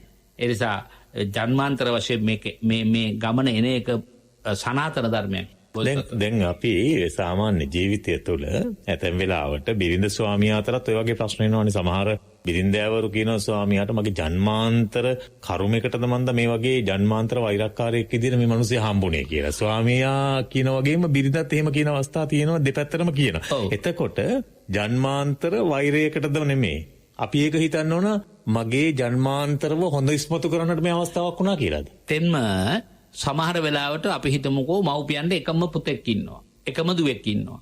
දැන් සියලු කැපකිරීම් අම්මා හෝ තාත්තා සමහරට අම්මයි තාත්තයි දෙන්නම මේ දරුවා වෙනුවෙන් කැපවීම කළේ. ඔව්. දැන් එතකොට කාක් කෙරෙහිද තද බැඳීමක් තියෙන්නේ? දරුවා කෙරෙහි. මේ දරුවා නොසිතූ විරු අන්දමින් වෙනස් වුණා. එක්කෝ පාප මිත්‍රයන්ගේ ආශ්‍රය නිසා නිරන්තරයෙන්ම හිත රිද්දනවා. දැන් මව්පිය දරුවා ගැන කලකිරලා ඉන්නේ. එක්කෝ අවාහ විවාහ වෙනවා. ඒ බිරිඳගේ ස්වාමියාගේ මාර්ගෝපදේශකත්වය නිසා සමහරට අර එකම පුතා හෝ එකම දුව අර අම්මා තාත්තට වෙනස්කම් කරනවා. වෛරකාරයෙක් වෙලා දැන් මොන වෛරකාරයෙක් කියලාද අපි කිව්වේ? ජම්මාන්තර වෛරකාරයෙක්. කාර්යයක් නැහැම කිව්වට. ඇයි මෙහෙම වෛරයක් ආවේ? මේ අම්මා සීල් සමාදන් වෙන කෙනෙක්. ගුණධර්ම පුරන කෙනෙක්. තාත්තත් එහෙමයි. ඇයි අපට මෙහෙම වෙන්නේ? එහෙම වෙන්නේද? ඔබ මේ පින්දහම් කරගෙන ආවේ සසර දුකින් එතර වීම හොයාගෙන. ඔබට සසර දුක තේරුම් ගන්නට නම් සසර දුක ලැබෙන්න ඕනේ. ඔබට සසර දුක දීමේ සාධකයක් වශයෙන් තමයි අර දරුවා අර විදිහට හිත රිද්දුවේ. ඔබට දැන් අතහැරලා යන්න බැරි දෙයක් නැහැ. හොඳට මතක තියාගන්න. අපිට අතහැරලා යන්න බැරි තරම් තදට බැඳීමක් ඇති පෙම්වතෙක් වේවා, පෙම්වතියෙක් වේවා, දරුවෙක් වේවා, බිරිඳක් වේවා, ස්වාමියෙක් වේවා, වෙන කවුරු හරි කෙනෙක් වේවා. ඔබට අහිමි වෙනවා නම් එතනම තමයි වාසනාව තියෙන්නේ. මොකද හේතුව? ඇලීම කඩන්න වෙන ක්‍රමයක් නැහැ. ඇලීම කඩන්න ඇලුණු තැන පිළිබඳව කලකිරෙන්න ඕනේ. දැන් එතකොට ඇලුන තැන පිළිබඳ කලකිරෙන්න ඕන. අපි කරන්නේ ඇලුන තැන පිළිබඳව ගැටෙන එක. ඒක වැරදි දෙයක්ද එතකොට? ඇත්තට වැරද්දා. මොකද මේ ධර්මයේ මේකටනේ මේ ධර්මයේ ධම්මානුස්සති කියන්නේ ඕකටයි. දැන් අපි හිතාගෙන ඉන්නේ සෝආකාත භගවතා ධම්මෝ මේ කියන ගුණ හය මෙනෙහි කර කර භාවනා කරilla ධම්මානුස්සතිය කියලානේ. එහෙමයි සර්. මම ඊට වඩා වෙනස් හා පුළුල් හා ප්‍රායෝගික වැඩපිළිවෙලකටයි මේ ධර්මය ගෙනියන්නේ. ලෝකයේ සියලු ආගම් ශාස්ත්‍රූරු ඇත්තටම පහළ වෙන්නේ ධර්මයේ දේශනා කරන ඔය ටිකටනේ. අපි ඒක තේරුම් ගත්තේ නැතුවට ඒක ශාස්ත්‍රූරුන්ගේ වැරද්ද නෙමෙයිනේ. ඔව්. අපේ වැරද්ද. අපි ධම්මානුස්සතිය කියේ ගුණ හය විතරක් මෙන්න මේ ගුණ ධර්මයේ තුල තියෙනවා කියලා හිත ඉන්නවා. ගොටුකොළවල මේ ගුණේ තියෙනවා හරි. ගොටුකොළ ගුණයි. හිතේ ගුණේ නැහැ. නමුත් අපි පාවිච්චි කරන්නේ වැරද්ද ගොටුකොළේද? නෑ. මම පාවිච්චි නොකරන එක. අපි පාවිච්චි කරමු. ධර්මයේ පාවිච්චි කරමු. දැන් පින්වත් ඔබට කාගෙන් හෝ චිත්ත පීඩාවක් එනකොට මේ යුගයේ යම්තාක් බුදු පිළිස් ඉන්නෝ නම් නිවන් දකින්න සුදුසුකම් ඇති අය සියල්ලෝම දවසින් දවස කරදර වැඩි වෙත්වා. ඇලුන තැන් පිළිබඳ කලකිරීමම ඇති වෙත්වා. ඒ කියන්නේ අර ප්‍රතිපක්ෂ ප්‍රධාන දැන් හොඳට නරක තියෙනවා, සුදුට කළු තියෙනවා, එළියට ආලෝකයට අඳුර තියෙනවා. මේ වගේ එකපාරටම ප්‍රතිපක්ෂ තියෙන එකට වඩා අතරමැදි එකක් තියෙනවායි කියලා හිතන්න ඕනේ. ඒ කියන්නේ ඔබ වහන්සේ කියන විදිහට ඇලීමට පස්සේ තියෙන ඇලීමේ අනිත් පැත්ත ගැටීම. ගැටීමට එන්න කලින් තියෙනවා මැද තැන. ඒක කලකිරීම, අවබෝධයෙන් කලකිරීම කියන තැන එතෙන්ට එන්න ඕන අපි එතකොට. එන්න ඕන. තව එකක් තියෙනවා. දැන් යමක් අත්තරින්ද ඒ පිළිබඳව හිතරි දෙන්න ඕන නැහැ. නැත්නම් මිනිස්සු වරදවා තේරුම් ගන්නවා. එහෙම දෙයක්ත් තියෙනවනේ. හිතරි දෙන්න ඕන නැහැ. බිරිඳ හොඳයි, ස්වාමියාත් හොඳයි, දරුවොත් හොඳයි, උභය කුල වංශයමයත් හොඳයි, සතුටෙන් ජීවත් වෙනවා, පින්දහමුත් කරගන්නවා. ඒ අය කලකිරෙන්නේ කොහොමද එතකොට? හැබැයි හැමෝම කලකිරෙන්නත් ඕන. ඒගොල්ලෝ කලකිරෙන්නේ මේ සංසාරයේ ස්වභාවය තේරුම් ගැනීමටයි. මම මීට පෙර ගිය දින ධර්ම දේශනාවේදී සුඛා පටිපදා කිප්පාබිඤ්ඤා. මට සසර ගැන කලකිරීම උපදවා ගන්නට නම් මේ ඇලීම් වලින් මගේ හිත නිදහස් වෙනවා. දැන් මගේ දරුවෝ මට ඕන කරන තැනට ආවා. මගේ ස්වාමියා මට ඕන කරන තැනට පිහිටියා. මාත් එක්ක ගුණධර්මාවතේ දෙනවා. දැන් ඉතින් මට කිසි ගැටලුවක් නැහැ. දැන් මට ඇලෙන තැනක්වත් ගැටෙන තැනක්වත් නැහැ කියලා සැපෙත් නොඇලී එයාට නිවන ඉලක්ක කරගෙන යන්න. ඒ කියන්නේ Taman තුල අනාත්ම සංඥාව තියෙනවා නම් ওই ප්‍රශ්නේ නැහැ. මමය මගේ කියන හැඟීමක් ඇති වෙන්නේ නැත්නම් එතන කැඩිලා. එතන සක්කාය දිට්ඨිය කැඩිච්චක් කියලා කියන්නේ එතන ඉහට යනවා කියන එකමනේ. එහෙමයි. දැන් එතකොට මමය මගේ අනාත්ම සංඥාව ඇති වුණත් අපට යුතුයකම් වගකීම් ලෞකිකව ජීවිතය තුළ හානියක් නොකර කරන්නට හැකියාවක් තියෙනවද? තියෙනවා. සියලු යුතුයකම් මේ ආකාරයෙන්ම සිද්ධ කළ යුතුයි. දැන් උදාහරණයක් වශයෙන් ගත්තොත් විශාකාව. අපි හැමදාම කතා කරන පොදු උදාහරණයක් නේ. එතකොට කොච්චර මාර්ගඵලලාභින් හිටියද? දැන් මා නිතරම ඉස්පතු කරන නම් කීපයක් තමයි සිරිවඩ ගැන. ගටිකාර ගැන. අනාගාමී අය. නමුත් බලන්නකො ලස්සන ගෘහස්ත ජීවිතයක්. පාලනය කළා, පෝෂණය කළානේ. ඒ කියන්නේ ඒ අනාත්ම සංඥාව තුලත් අන්තයට යන්නේ නැහැ කියන්නේ. නෑ. අනාත්ම සංඥාව තුල අනාත්මය සංඥාව ඇති වුණාට පස්සේ කියන්නේ අනාත්ම අවබෝධය ඇති වුණාට පස්සේ ආයිත් ඒකේ අන්තයට යamak නෑ. අනාත්මයම තමයි. එහෙමයි. කිසි කෙනෙක් කිසි දෙයක් මගේ කියලා අරගෙන නෑ. නමුත් යුතුයකම් කියන එක අමතක වෙලා නෑ. ඒ කියන්නේ දැන් අපි බෞද්ධ මං හිතන්නේ හොඳ තැනක් ඔබ වහන්සේ මේ පැහැදිලි කරන්නේ. අපි බෞද්ධයෝ වැරදියට වටහාගෙන තියෙන තැනක් ඔතන මට හිතෙන විදිහට ස්වාමීන් වහන්සේ. දැන් සමහරු කියන්නේ මමය මගේ කියන තැනම අත්හැරියාය කියන්නේ සියලු දේවල් අත්හැරීම කියන තැනට යුතුයකම් වගකීම් එකත් අත්හැරලා දාන මට්ටමට එනවා. බුදුරජාණන් වහන්සේ ඒක පැහැදිලිව ප්‍රතික්ෂේප කරනවා. පැහැදිලිව ප්‍රතික්ෂේප කරනවා. දැන් උදාහරණයක් වශයෙන් භාග්‍යතුන් වහන්සේ ළඟ පැවිදි වෙන්නට ආපු සමහර ශ්‍රාවකයෝ ගිහියෝ කියනවා ස්වාමීනි පැවිදි වෙන්න ඕනේ. ඉතින් අහනවා වන් හොන් විවාහ වෙලාද? එහෙමයි. අවසරයක් ලබා ගන්න පුළුවන් නෝද? ඒක නම් ටිකක් අමාරු වෙයි. ඔබේ වගකීම් යුතුයකම් ඉවරද? ඉවර නෑ ස්වාමීනි. මව්පියන් දිනේ දරුවා මං බුදුහාරු හරි ආත්මාර්ථකාමී වෙලා නෑ කවදාවත්. ආත්මාර්ථකාමී වෙන්න ඉඩ දීලත් නෑ. හොඳයි. ඔබට ගෘහස්ත ජීවිතයේ ඉඳගෙනම නිවන පිළිබඳ කටයුතු කරන්න පුළුවන්. මොකද ඔබ ඔබේ යුතුයකම් පැහැර හරින්න බෑ. දැන් මේ බණත් අහලා ධර්මාබෝධය ලැබපු උත්තමයෝ පැවිදි භනම් පද වෙන්න ඉල්ලන්නේ. භාගතුන් වහන්සේ මොකද අනිත් පැත්තට කියන්නේ? නෑ ඔබේ යුතුයකම් පද්ධතියක් තියෙනවා. ගිහිව ඉන්න. ඒ ටික ඉෂ්ට කරලා ඉන්න. ඔබ ගිහියෙක් කො ඉඳගෙන ඒ ටික කරන්න. ඒ කියන්නේ දැන් ඔය අපේ හිතන මිනිස්සු හිතන විදිහක් තමයි මගේ සියලු වගකීම් යුතුයකම් එතකොට රටට සේවය කරන දේවල් මේ ඔක්කොම කරලා ජීවිතේ සන්දේහාභාගී මන් ධර්මයට එනවා කියලා. ඒක එතකොට අමු මිත්‍යාවක්. තමන්ට තමන්ගේ ජීවිතයේ යුතුයකම් වගකීම් රටට කරන සේවාවල් මේ ඔක්කොම කරන අතරතුර ධර්මයට බැස ගන්න අවහිරියක් නැහැ. අචරිත්ව බ්‍රහ්මචර්ය. ළමා වයසේ ඉලන්දාරි වයසට කම්ම කැපවීමෙන් ඉගෙන ගන්නවා. ගුණධර්ම ටිකක් පුරනවා. දැන් අපි හිතන්න අපි අපේ පාසල් වල ගත්තත් අපි ආගම සිහිපත් කරලා ආගම වෙනුවෙන් කාලච්ඡේද දෙකක් හරි සතියට වෙන් කරලා ආගම පිළිබඳ ගුණ සුවඳ දරුවන්ට දෙනවා. ඒ සමහරවිට මේ පාසල තුලම ඉන්නවා හොඳ ධර්ම කතිකයෝ. මම මගේ ජීවිතය අත්දැකලා තියෙනවා. ගිහි දූවරු, ගිහි පොත්තු ඒගොල්ලන්ගේ මව්පියෝ ආభాසයත් ලබාගෙන පෙර භවයෙන් ගෙනාව පුහුණුවක් ලබාගෙන ශිල්පීය ඥානයත් මුල් කරගෙන හරිය ලස්සන ධර්මයේ විග්‍රහ කරන්න පුළුවන්. එහෙමයි සර්. ඒගොල්ලෝ කතාවක් පැවැත්වුවත් ගීතයක් ගායනා කළත් බෞද්ධ ගීතයක් ගායනා කරන්නේ. කතාවක් පැවැත්වුවත් දහම් කතාවක්. රචනාවක් ලිව්වත් ඒගොල්ලෝ වැඩිපුර බර කරන්නේ ධර්මයේ පිළිබඳව. එතකොට වයසට ගිහිල්ලා නෙවෙයිනේ. එහෙමයි. දැන් හිතන්න දැන් මේ තෙවනෙත් මෙවරත් පැවිදි බවට පත් වෙන්න බලාපොරොත්තු වෙන පුංචි දරුවෝ ඉන්නවා. සමහරට ඒ පවුලේ එකම පුතා. නමුත් පැවිදි වීමේ බලාපොරොත්තු ඇති කරගෙන තියෙනවා. එහෙනම් ඒ අය අචරිත්ව බ්‍රහ්මචර්යයන් ඉගෙන ගන්න කාලේ මේ ගුණ ධර්ම වලින් හිත පෝෂණය කරන වයසට ගිහින් නැහැ. එහෙමයි. අචරිත්ව බ්‍රහ්මචර්යයෙන් අලද්දා යොබ්බනේ දන. තරුණ කාලේ සියල්ල අනිත්‍යයි දුකයි කියලා ධනෙ නූපදවයින් දෙපා කිව්වා. තරුණ කාලේ හොඳට ධනෙ උපදවන්න ඕන. හැබැයි සේදාවක් කිතෙහි ධම්මිකේහි ධම්මලද්දේන භෝගෙහි. ධාර්මිකව ලබාපු භෝග සම්පත් ඇති කෙනෙක් වෙන්න. ධර්මයේ අනුවම ජීවත් වෙන්න. දැන් අතර සංස්කෘත ශ්ලෝකයකුත් මට මතක් වෙනවා. අජරාමරවත් ප්‍රඥා විද්‍යා මාර්තාංච චින්තයේත් ගෘහීති විවක්ෂේසු මුර්තුනා ධර්මාචරේ. ධර්මයේ හැසිරෙන්න කිව්වා හැම කලම මායя කෙස්වලල්ලෙන් අල්ලාගෙන සිටින්නේ ඇසිතා. හැබැයි නොමරෙන්නේ උන් සේතියා ඉගෙන ගන්න කිව්වා. කොච්චර දේවල් තියෙනවද බලන්න. ඊළඟට ජීවිතේ වයසට යනකොට හොඳට කිරෙන් පැහිච්ච කරලක් වාගේ ධර්මයේ පෝෂණය වෙලා අර දෙකම අත්හැරලා වයසට ගිහින් කරන්න හිතාගෙන ඉන්නව නේද?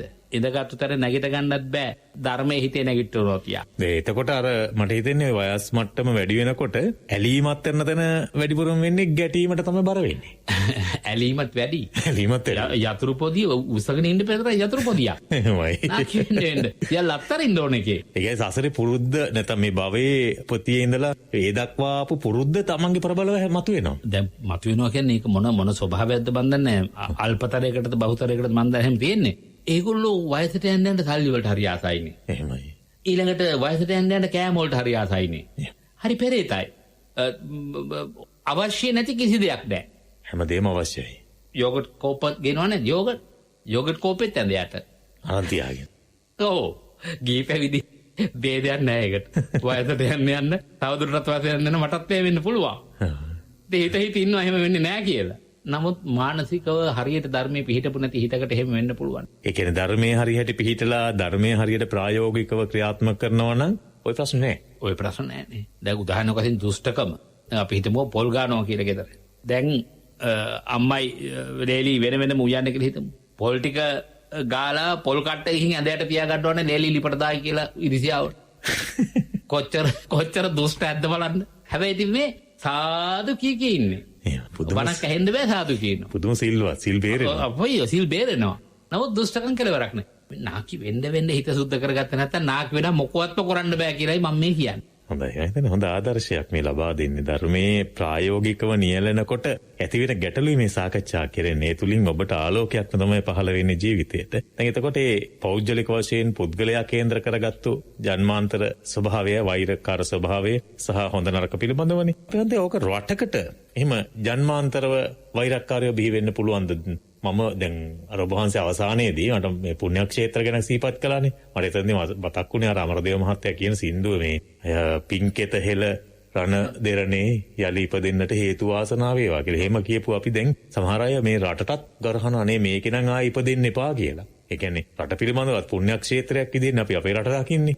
බුදුරජාණන් වහන්සේගේ ධර්මයේ තියෙන ධාතු මන්දිරයක් වගේ පුදුම ගෞරවයකින් ශ්‍රද්ධාවකින් ශාස්ත්‍රඥ වහන්සේට නැමදුම් කරන එහෙම රටක් දැන් කපාට වෙනස් වෙලා අධර්මයේ බලවත් වෙනවා වගේත් පේනවා. අපි හංගද එතකොට රටකට ඒ කියන්නේ ජාතික වශයෙන් රටක් වශයෙන් එහෙම වෛරක්කාරයෝ රට තුලින්ම ගොඩනගෙන්නට පුළුවන්ද? එහෙම මේ රටෙන් පලි ගන්නවායි කියලා මේ රට විනාශ කරනවායි කියලා එහෙම හැංගීම් පහළ වෙන්න පුළුවන්. ඇත්තයි. දැන් එහෙම Tamanට මෙහෙම හිතමුකෝ යම්කිසි කෙනෙක් යුක්ති ධර්ම අනුව ජීවත් වෙනවා. අහිංසකව ජීවත් වෙනවා. යම්කිසි පිරිසක් ඒ විදිහේ ධාර්මිකව ජීවත් වෙනවා. ඔවුන්ට යම් මඩන්තේට්ටම් පලිබෝධ අපහාස කරදර දීලා අන්තිම වෙලාවේ මරලත් දානවනම් උපරුපන් ජාතිත් මම මේ ජාතියෙන් පලි ගන්නවා කියලා හිතන අය ඉන්නවනේ. ඒ නිසා ජම්මාන්තර වෛර රටකට එන්න පුළුවන්.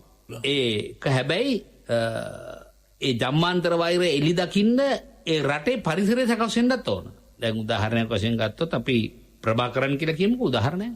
ඔවුන් මේ රටේ ජම්මාන්තර වෛරක්කාරයෝ වුණා. මතුමත්තර ජම්මාන්තර වෛරකාරයෝ වෙනවා. ඔව් දැන් ඔය හොඳම ආසන්නම උදාහරණය දැන් අර යොහානී කියන තරුණ ගායිකාව ජාත්‍යන්තරයේ දිලෙනකොට අපේ රටේ කීර්තිය ගේනකොට දෙමළ ඩයස්පෝරාව ඒකට එරෙහිව මේ රණවිරුවෙකුගේ දියණියක් කියන තැන ඉඳලා පහර දෙන්න පටන් ගන්නවා. එතන මේ ජන්මාන්තර වෛරයගේ ජම්මාන්තර වෛරයක්. ඒ කියන්නේ මේ රටට කොතනින්ද කිලුටක් උපදවන්න පුළුවන්. එහෙමයි. මේ රටේ තියෙන කීර්තිරාවය අඳුරු කරන්න පුළුවන් කොතනින්ද?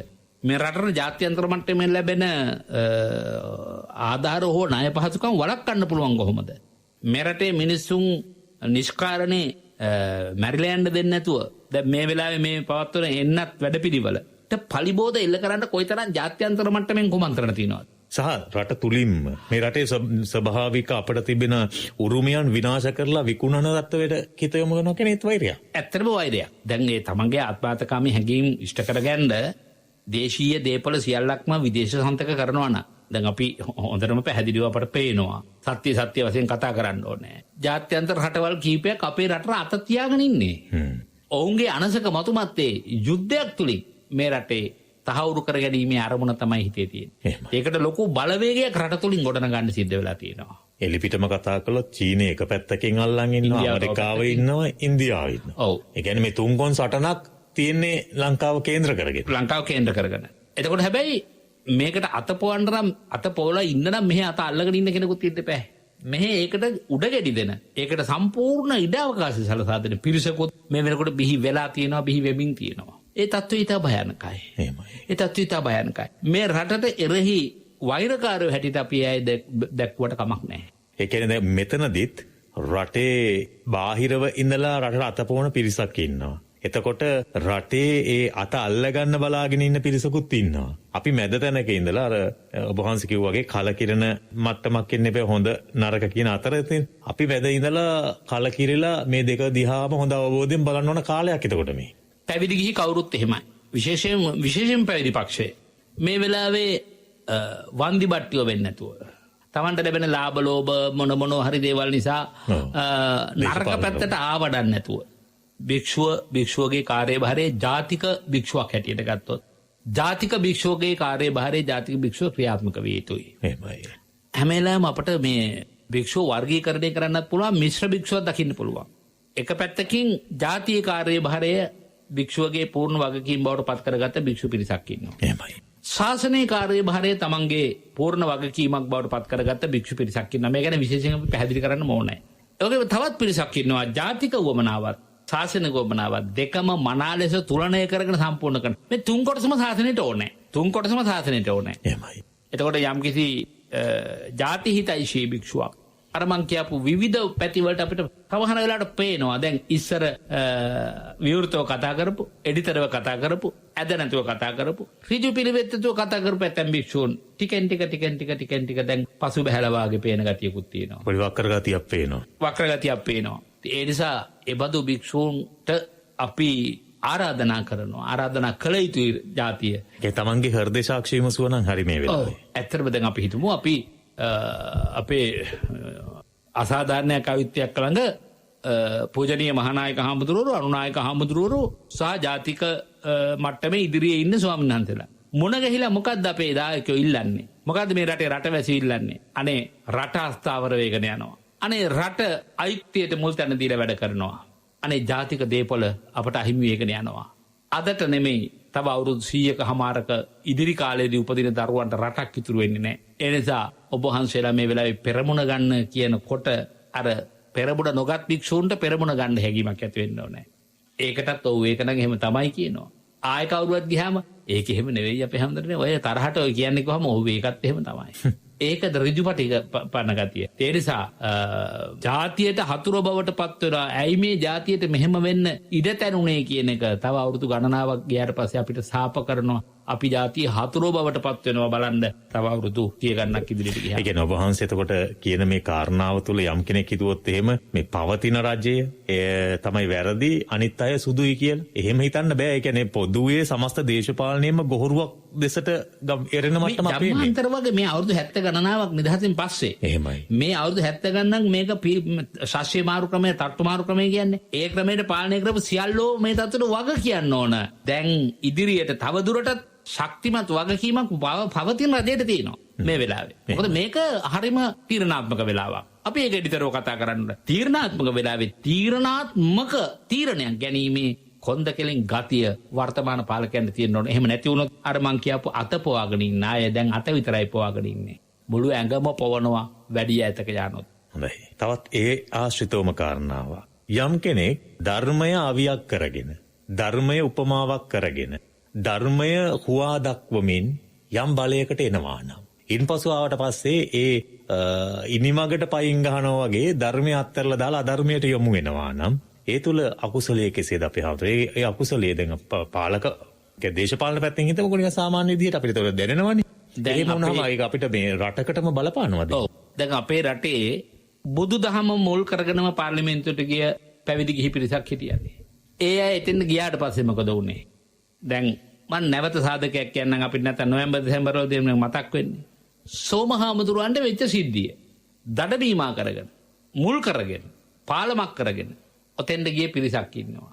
අද වෙන්නතුරු ඒකට ඕන කරන සැබෑ යථාර්ථය මතු කළාද? ඒක එක පැත්තක්. අනිත් පැත්තෙන් දැන් මේ වෙලාවේ පහුගිය කාලේ අපේ අර පල්ලි වලට බෝම්බ ගහපු සිද්ධිය පදනම් කරගෙන යම්කිසි ලකුණු දමා ගැනීමක් කරගන්න යම්කිසි පිරිසක් පෙළඹුණා. පාස්කුරහරි. ඒ ලකුණු තුල යම්කිසි තත්වයකට හදාගත්තා. නමුත් අද වෙනකන් සැබෑ වරදකරුවන් කවුද කියන එක හොයවුවද බැලුවද? අද ආපහු ඒක අමතක වෙලා උද්ඝෝෂණය කරන අයට කළු කොඩි දාන අයට මොනතරම් පීඩාකාරී මට්ටම් ලබා දීලා තියෙනවද මේ වෙනකොට. අර ධර්මයේ විකුණකට අතෙන් යනවා. මොකද ඒක හුඟක් ලේසි වැඩක් නේ. එතෙන් ගියාට පස්සේ ධර්මය අමතක වෙනවා. ඒකේ අනතුර කොහොමද? ඒකේ අනතුර ඕනට බලපාන්නේ නැද්ද ඊට පස්සේ? ඕනටත් බලපානවා.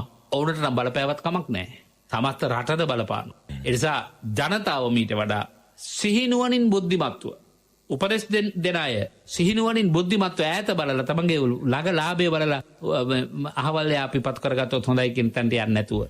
දැන් අපිට හැම එක්කෙනාම පත් කරගන්න අපි උඩගෙඩි දීපු භික්ෂුන් වහන්සේලා මං අහගෙන මාධ්‍යයේ දිගින් දිගටම සාකච්ඡා කරනවා අපිටයි ගහන්න ඕන මේකට. පොද අපි මේක අනුමත කළේ. කොයියම පැත්තේ හරි වේවා. පක්ෂ වේවා විපක්ෂ වේවා. අද ඒ අයට යම්කිසි තත්ත්වාබෝධයක් ඇති වෙලා තියෙනවා නම් පස්සේ කතා කරලා වැඩක් නැහැ නේ අපිටයි ගහන්න ඕන කියලා වැඩක් නැහැ.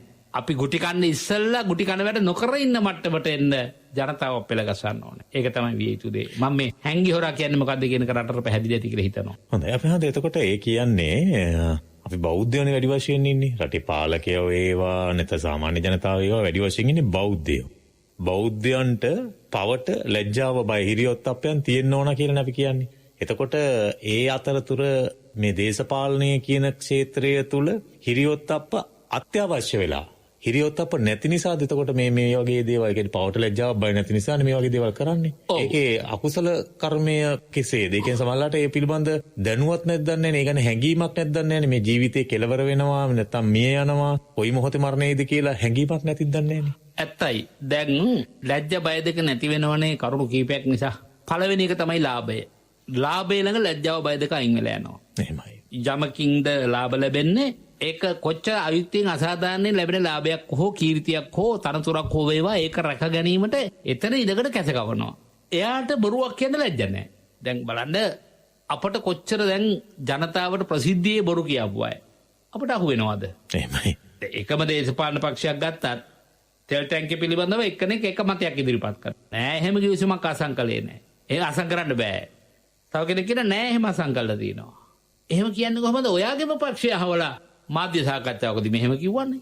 එතකොට බලන්න අර දෙවනියට කියන එක්කෙනා හෝ පළවෙනියට කියපෙක් කරාට බොරුවක් කිව්වේ කියන එක රට ඉදිරියේ යනවනේ. නමුත් එළියට බහින්න ලැජ්ජ නැහැනේ. ආයෙත් වාද විවාද කරන්න ඉන්න ලැජ්ජ නැහැනේ. ඇයි ඒ ප්‍රකාශනය කරන්නේ කාගේ හරි අතකොළුවක් බවට පත් වෙලා. උඹ මේකට මේක උත්තරේ කියපන්. මේක බොරුවක් තමයි. එනකොට මේක කියපන්. මේක බේරිල්ලට මේක කියන්න වෙනවා මේ වෙලාවේ. කියලා පසුබිමින් දැන තල්ලුවක් එක තමයි ඒක කරන්නේ. අර තනතුරට තියෙන ලෝභකම නිසා නේද? ධනෙට තියෙන ලෝභකම නිසා විතරක් නෙමෙයි. තනතුරට අනෙකුත් තියෙන සැප පහසුකම් සියල්ලටම තියෙන ලෝභකම නිසා ලැජ්ජ බය අතෑර. අර නිකන් කතාවට අපි කියන ලැජ්ජනහර කපාපු. එහෙමයි. පිරිසක් තමයි අපිට වඩා ඉදිරියෙන් ඉඳගෙන රට පාලනය කරනවා කියලා අපිට පෙනෙන්නේ. බහුතරයක්. ඉතින් ඇත්තටම අපි මේ කියන්නේ ද්වේෂය ඇති කරගන්නට හෝ එහෙම නැත්නම් වෛරය ඇති කරගන්නට එහෙම නෙමෙයි. මේක වෙන්න ඕන හරි අවබෝධයකින් කලකිරලා මේ රට ජාතික වශයෙන් එහෙම හැමදෙනාම එකතු වෙලා ජාතික ප්‍රතිපත්තියකට ගමන් කරලා මේ ශාසනය වගේම රජයේ නායකයා කියලා ගත්තොත් මං කියන්නේ බහුතරයක් මේ කටයුතු කරගෙන යන්න දෙන්නේ නැතුව අවුල් සහගත වියවුල් සහගත තත්ත්වයක් උදා කරන්න කියලා. සීමා සහිත පිරිසක් අවංකව ධර්මයේ පිළිහෙලා ලැජ්ජ බය ඇතුව යම්කිසි හැඟීමකින් රට වෙනුවෙන් කටයුතු කරන්න තමයි මෙමකට බැසගත්. බහුතරයක් මේකට ඇතුළත ඉඳගෙනම යකඩේ හැදෙන මල යකඩේම කන්නාසේ ඇතුළත ඉඳගෙනම මේක වියවුල් කරනවා නම් අර ධාර්මිකව රට ගැන හිතන ජාතිකත්වයෙන් රට ගැන හිත නැත්නම් මේක කරගෙන යන්න හම්බෙන්නේ නැහැ. එහෙමයි. මේක හැමදාමත් අපේ රට සිද්ධ වෙලා තියෙන දෙයක්. අපි කතා කරනවා කාලයක් ඊට පස්සේ නිශ්ශබ්දෝනිකා ඉන්නවා. මේක තමයි ඇත්ත. හොඳයි. අපි අසරණ වෙන්නේ අහිංසක ජනතාව. එහෙමයි. අපි තව පොඩ්ඩක් පැත්ත ටිකක් වෙනස් කරනවා දැන්. මේ අපේ ස්වාමීන් වහන්සේ ධර්මදේශනාවේදී මතු කරපු කාරණා ඇසුරෙම තමයි අපි මේ කාරණා ගොඩනගන්නේ. අර වහන්සේ අවසානයේදීත් කිව්වා දැන් අර අදිෂ්ඨානය පිළිබඳව සිහිපත් කරන තැනදී අනේ දැන් දායිකාවක් ඉන්නවා අනේ අර අසනීප වෙලා යනකොට කියනවා ස්වාමීන් වහන්සේට කියන්න මම අසනීප වෙලා ඉන්නේ. එහෙම මතක් කළා ඔබ වහන්සේ. එතකොට ඒ තුල ඔබ වහන්සේගේ හෘදයේ ඇති වෙන තත්ත්වයේ සංවේදී භාවයේ තුල අදිෂ්ඨාන කරන ආකාරය පිළිබඳව වහන්සේ සිහිපත් කළා. මේ මෑතකදී ඒකේ අනිත් පැත්ත මට පොඩ්ඩක් කතා කරන්න හිතුණා අපේ හැමදෙරෝනේ. මාත් දන්න අපේ ධර්මදේශනා කරන ස්වාමීන් වහන්සේලවත් දන්න අපේ ශ්‍රාවිකාවක්. එතුමිය බොහොම හිතවත්, අපිටත් හිතවත්, ඒ ස්වාමීන් වහන්සේලාටත් හිතවත්. එතකොට පෞද්ගලිකවත් අඳුරනවා. දැන් එතකොට එතුමිය මාත් එක්ක සිහිපත් කළා බලන්නකො මේ හාමුදුරන්ට මම කෝල් එකක් ගත්තා මගේ බණ අහලා ඒ බණ පිළිබඳව නැත්නම් ධර්මයේ පිළිබඳව පැහැදිලා එහෙම හිටපු කෙනෙක්. ගත්ත ආන්සර් කළේ නෑ.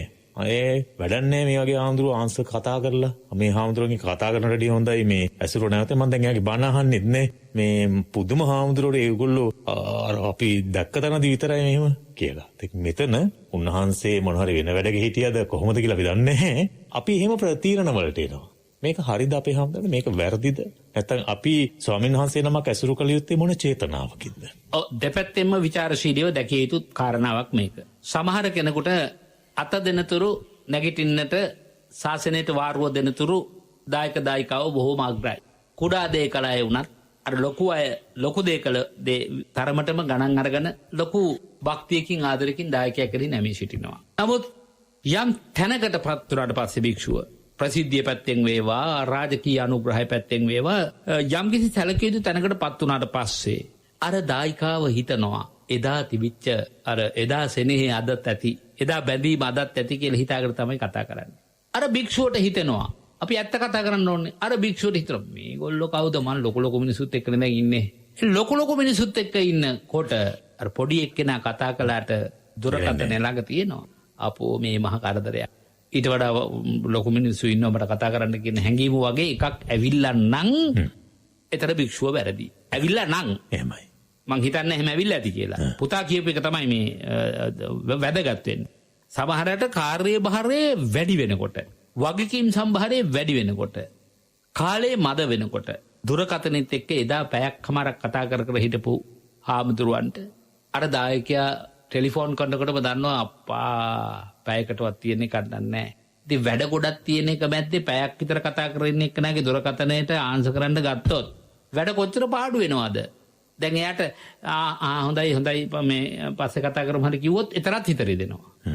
එතකොට කල්පනා කරන්න ඕන මං වගේ කෙනෙක් දැන් මෙච්චර කාර්යභාරයක් උසුලන භික්ෂුවක් මං උදව් කරපු කෑ ඇත්ත උපකාර කරපු කෑ ඇත්ත. නමුත් මං උන්වහන්සේට නිතර කරදර කරන එක නම් වැරදි කියන එක හිතෙන්න එපාය. දැන් අපට උනත් බොහෝ දායිකාවෝ ඉන්නවා. හරි කරදරයක්. හරි කරච්චලයක්. කොයි වෙලාවෙද මේ දුරකථනයෙන් තියන්න කියලා හිතන. මොකද අපි වැඩ ගොඩක දැන් හිර වෙලා ඉන්නේ. අපට අර එදා මුසු කළ හැඟුම් සිතුවිලි එක්ක බොහෝ සාකච්ඡා කරන්න වෙලාව නැති වෙන්න පුළුවන්. ඉතින් ඒ නිසා දායකෙක් හෝ දායිකාවක් අර විදිහේ නිගමනයකට එන එකත් වැරදි. මට ඔබ වහන්සේගෙන් දැනගන්නටම අවශ්‍ය කාරණාව එතනදී ඒ වගේ තත්වයකදී කුමද්ද හේතුව කියන කාරණාව අදාළ කරගන්න නැතුව ග්‍රාහකයා වන ශ්‍රාවකයා වන දායකයා වන අපි අපේ හිත හදාගන්න ඕන කොහොමද? දැන් මෙතනදී ස්වාමීන් වහන්සේ කෙරෙහි ද්වේෂයක් ඇති කරගන්න. ඇතැම් වෙලාවට ස්වාමීන් වහන්සේගේ බණ අහන එක ධර්මයෙන්ුත් ඒක ධර්මයේ මෙච්චර කල් හොඳයි කියපු ස්වාමීන් වහන්සේගේ ධර්මය අහන එකත් නවත්තනවා. ඒ වගේ තැනකටපත් වීම ඉතින් තමන් කුසලයක් උපදවාගෙන ඒ කුසලයේ උපදවාගත්ත එක රැක ගන්න නැතුව ඒකට අකුසලයක් එකතු කරනවා. ඒකේ ඇති වෙන පාඩුව හාමුදුරන්ට නෙමෙයිනේ. තමන්ටමනේ. ඒ නිසා මෙහෙමයි. ඔබ යුතුයකම් කරන්න ඇති. බණ අහන්නත් ඇති. කැප වෙන්නත් ඇති. ඔබ කළ දේ ඔබ ළඟ තිබිච්චාවේ. ඒ හාමුදුරුවොත් එක්ක දැන් වතාවක් දෙවතාවක් ඔබ බැලුවා ඔබේ දුරකථනයට පිළිතුරු දෙන්නේ නැත්තම් ඔබ හිත හදාගෙන ඔබ ඒ ගන්න කාලය බණපොතක් කියවන්න ගන්නකෝ කාලය. ඔබ ඒ උන්වහන්සේට ගත කරන කාලය අයින් කරලා උන්වහන්සේත් එක්ක ඔබට මනසින් කතා කරන්න පුළුවන්. උන්වහන්සේගේ බණ අහන එක නවත්තන්න එපා. උන්වහන්සේ දේශනා කරන බුදුබණ. ඒකෙන් ඔබට හිත හදාගන්න බොහෝ දේවල් ලැබෙන්න පුළුවන්. සමහරට ඔබේම ප්‍රශ්නයට ඔබට පිළිතුරක් ලැබෙන්නත් පුළුවන්. ඒ නිසා අහිතක් හිතාගෙන පෞරස් කරගන්නට වඩා හොඳයි. තමන්ගේ පැත්තේ හිත පිහිටුවාගෙන මම පාපලාමක ධර්මයක් සිද්ධ කරගන්නේ නෑ මේ මෙවැනි මට කලකදී හොඳ වෙච්ච එක්කෙනා දැන් කලකදී වහ වෙන්න බෑ. මට එහෙම වහ කරගන්න දැම්ම වහ කරගන්න ඕනෙත් නෑ. ඒ තුලින් වහ කැවෙන්නේ මටමයි. තට්ටු මාරු ක්‍රමයට ආපු දේශපාලනය ගැන කතා කළේත් ඕකම තමයි. ඒකම තමයි. හොඳයි මං හිතන්නේ මම මේ පෞද්ගලිකව මේ කාරණාව අහන්නටත් හේතු වුණේ දැන් බොහෝ වෙලාවට අපි ස්වාමීන් වහන්සේලා ඇසුරු කරනවා මෙරට කීර්තිමත් දේශකයන්න් වහන්සේලා සමීපව ඇසුරු කරන කෙනෙක් විදිහට මම දකින උන්වහන්සේලාගේ තියෙන කාර්යබහුලත්වය. ඇතැම් වෙලාවට ඒක දැන් අපි නොපෙනෙන කෙනෙකුට නොදැනෙන කෙනෙකුට එහෙම හිතෙන්නේ නැති වෙන්න පුළුවන්. දැන් ස්වාමීන් වහන්සේ බණක් කියන ඉතින් රැට ඇවිල්ලා ඒ හැරුණාම අනිත් කාලේ සම්පූර්ණයෙන්ම නිදහසේ ඉන්නේ පැත්තකටලා උන්වහන්සේ වැඩ ඉන්නවායි කියලා හිතනවා. ඒ වගේ තැනකදී Taman කරන්නා වූ කටයුත්ත තුළ Tamanම අපහදවාගෙන ඒ තුලින් අකුසලයනුත් රැස් කරගෙන, ද්වේෂයත් ඇති කරගෙන, වෛරයත් ඇති කරගෙන, ධර්මයත් එක්කත් ගැටෙමින් කටයුතු කිරීම තුළ කොතරම් Tamanට හානියක් වෙනවාද කියන සිතුවිල්ලේ තමයි ප්‍රශ්නය වහන්සේගෙන් විමසුවේ. ඔව් දැන් උදාහරණයක් හැටියට හිතන්න දැන් මේ ධර්ම දේශනාව පටිගත වෙන වෙලාව. දැන් මේක පටිගත වෙන අතරේදී කවුරු හරි ඇවිල්ලා ඉන්නවා කියලා හිතමු පුරාණ මට හුඟක් උදව් උපකාර කරපු දායකයෙක්. එහෙමයි. ඉස්සරහම 6ට විතරම රෑ 10 11 වෙනකන් සාකච්ඡා කරනවා. ජීවිත ප්‍රශ්නයි ධර්මයයි. දැන් මම මේ පටිගත කිරීම ඉවර වුවාම සම්බුද්ධ පූජාවට වාඩි වෙන්න ඕනේ. ඒක ඉවර වුණාම පාංශුකූල අවස්ථාවකට සහභාගී වෙන්න ඕනේ. ඒක ඉවර වුණාම මගේ ප්‍රතිකර්ම වලට යන්න ඕනේ. දැන් මං කාලේ හරියට පිරිමහකට කළමනාකරණය කරගෙන ඉන්න කෙනෙක්. එහෙමයි. එතකොට මං එළියට බහිනකොට කොහමද මේ බුද්ධ පූජාවට යන්නයි එහෙනම් බුද්ධ පූජාවට යන් කියලා ඒක ඉවරුණා දානවල මම පාංශුකූලේ කරන්න තියෙනවා කියලා කිව්වොත් අර දායකයා අහිංසකව බලා ඉන්නවා. මගේ හිත රිදෙනවා, මගේ හිත පෑරෙනවා, මගේ හිත සාක්ෂි දරනවා අනේ මට ටිකක් වෙලා කතා කරන්න තිබ්බනම් කියලා. අපට පුළුවන් නේද සාමාන්‍යයෙන් අනේ මේ වෙලාවේ කතා කරන්න වෙලාවක් නැහැ. අපි පස්සේ වෙලාව කතා කරමු කියලා හිත හදලා යන්න. අර දායකයාටත් පුළුවන් අම්මා යාගේ දැන් තියෙන ආඩම්බරේ කියලා හිතුවොත් කොච්චර පාපයක්ද කියලා බලන්න. ඒක තමයි. දැන් මේ පටිගත කිරීම ආරම්භ කරන්න කලින් අපේ හාමුදුරුවෝ ගිහිල්ලා දුරකථනය ඔෆ් කරලා ආවා. දැන් ඔය අතරතුර ගන්න කෙනෙක් හිතුවොත් එහෙම අනේ බලන්න දැන් උන්වහන්සේගේ ෆෝන් එක වැඩ කරන්නේ නැහැ, ආන්සර් කරන්නේත් නැහැ එහෙම කියලා. ඉතින් වැරදි තැනක ඔබ එතකොට ඉන්න පුළුවන්. ඒ නිසා ඒක වැරදි තැන අපි අතහරිමුකෝ. ඒක වෙනම කතාවක්. ඒ තුලින් ඔබගේ හිතේ ඇතිවෙන ලාමක අකුසල ධර්මයන් ඉස්මතු වුණොත් එහෙම ඔබටම ඒක හානි වෙන්නේ. ඒ නිසා අපි හැම විටම අපේ හාමුදුරුවෝ අද දේශනාවේදී පුන කියපු හැම දෙයකම දෙපැත්තක් තියෙනවා. ඒ දෙපැත්ත හඳුනා ගන්නට කටයුතු කරමු. අද වැඩසටහන නිමා කරන්න කාලය එළඹිලා තිබෙන්නේ. අපි හාමුදුරනේ අපි පුණ්‍යානුමෝදනාව වෙතට යමු. සදහවත් වාසනාවන්ත පින්වත්නි, අදත් අපේ ශාසනික කාර්යභාරය වෙනුවෙන් පින්නැති ඔබ මේ වෙනතුරු සපයා තිබෙන දායකත්වය ඉතසිතින් සිහිපත් කරමින් පින් දෙනවා. පරණපුතා සිහිපත් කළා වාගේ අපි ඉදිරි දිනකදී නිශ්චිත වශයෙන් මේ පූජා භූමියේ කටින මහා පින්කම සිදුවෙන ආකාරය පිළිබඳව දැනුවත් කරන්න බලාපොරොත්තු වෙමින් එතෙක් අපේ කටින මහා පින්කමට මෙවර එක් දායකයෙක් දායිකාවක් යොමු කරගන්නට හැකියාව නැති නිසා ඔබට ආරාධනා කළාම බොහෝ දෙනෙක් ටික හෝ දායක වෙන්නට, සමහර කෙනෙක් සමහර තරමකට පිරිමහින ප්‍රමාණයෙන් දායක වෙන්නට යොමු වුණා. ඒ පින්නතුල්ලාගේ සියලු ඒ බාරගත්ත බරපැන් මේ සිවුරු පිරිකර ආදී සකස් කරන්නට තිබෙන නිසා, කටන පින්කමේ සංවිධාන කටයුතු ගැන හිතන්නට තිබෙන නිසා ඒ සියල්ල පූජා කොට අවසන් කරන්නට කියලා විශේෂයෙන් ආරාධනා කරනවා. සුපුරුදු ලෙස නොවැම්බර් මාසේ 4 වෙනිදා අපි පින්කම සිදු වෙන ආකාරය ඉදිරියේදී සිහිපත් කරනවා. තව බොහොම ටික දිනයි තියෙන්නේ. නිසා පින්වත් ඔබත් මේ පූජා භූමියේ පින්කම වෙනුත් යොහුසුළු වෙන්නට කියලා ආරාධනා කරමින් අපට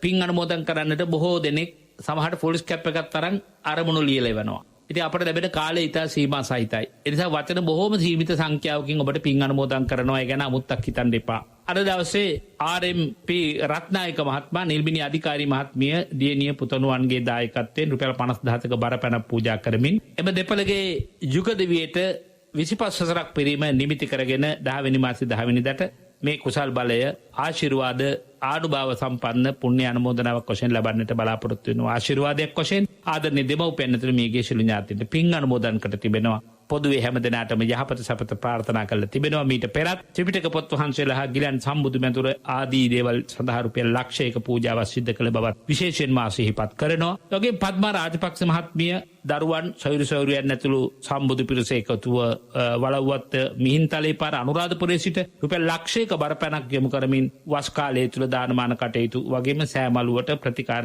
ආදී සඳහා ඒ බරපැන යොමු කරන්නට කියා තිබෙනවා. ඒගොම අභාවයට පත් රාජපක්ෂ පියාණන්ට රණතුංග මෑණියන්ට ස්වාම පුරුෂයා වන සෙනවිරත්න මහත්මයාට දෙපාර්ශ්වීයගේ සියලු ඥාතීන්ට පින් දෙන්නට සුජීවත් සියලු දරුමුණු පුරන් ඇතුළු කුල වංශයේ හැම දිනකටම සෙතසු අධිෂ්ඨාන කරන්නට ප්‍රාර්ථනා කර තිබෙනවා. නන්දා දිසානායක මහත්මිය මැල්ද පෙදෙස නුගේගොඩ සිට රුපියල් 25000ක බරපැනක් පූජා කරමින් 10 වෙනි මාසේ 9 වෙනි දිනට 24 වෙනි ධර්ම දිනයේ සමරන භක්ති නවෝද්‍යා දියණියට විශ්වවිද්‍යාල අධ්‍යාපන කටයුතු වල යෙදී සිටින ඇයට ආශිර්වාද කරන්නට මේගේ දෙමව්පියන්ටත් ගුණසේන සොයුරිය ඇතුළු සියලු ඥාතීන්ටත් පින් දෙන්න බලාපොරොත්තු වෙනවා. ඩී.එම්. මල්කාන්ති දිසානායක මහත්මිය මදුශංක කඩේබාරේ ඕපාත අලව්ව සිට 71 වෙනි ජන්මදිනයේ ආදරණීය මෑණියන්ගේ 2021 9 වෙනි මාසේ 28 වෙනිදාට යෙදීම මූලික කරගෙන විශේෂ ආධාරයක් පූජා කොට තිබෙනවා. ඒ වගේම අභාවයටපත් පොඩිමැණිකේ කිරි අම්මා පීටර් මාමා ආදරණීය ස්වාම පුරුෂයා වන ජයසූරිය මහත්මයාට පින් අනුමෝදන් කරන්නටත් සුජීවත් පවුලේ හැමත ආශිර්වාද ප්‍රාර්ථනා කරන්නත් බලාපොරොත්තු වෙනවා. ඒ වගේම පූජනීය සියලු ස්වාමින්දයන් වහන්සේලාටත් සෙත් ප්‍රාර්ථනා කොට තිබෙනවා.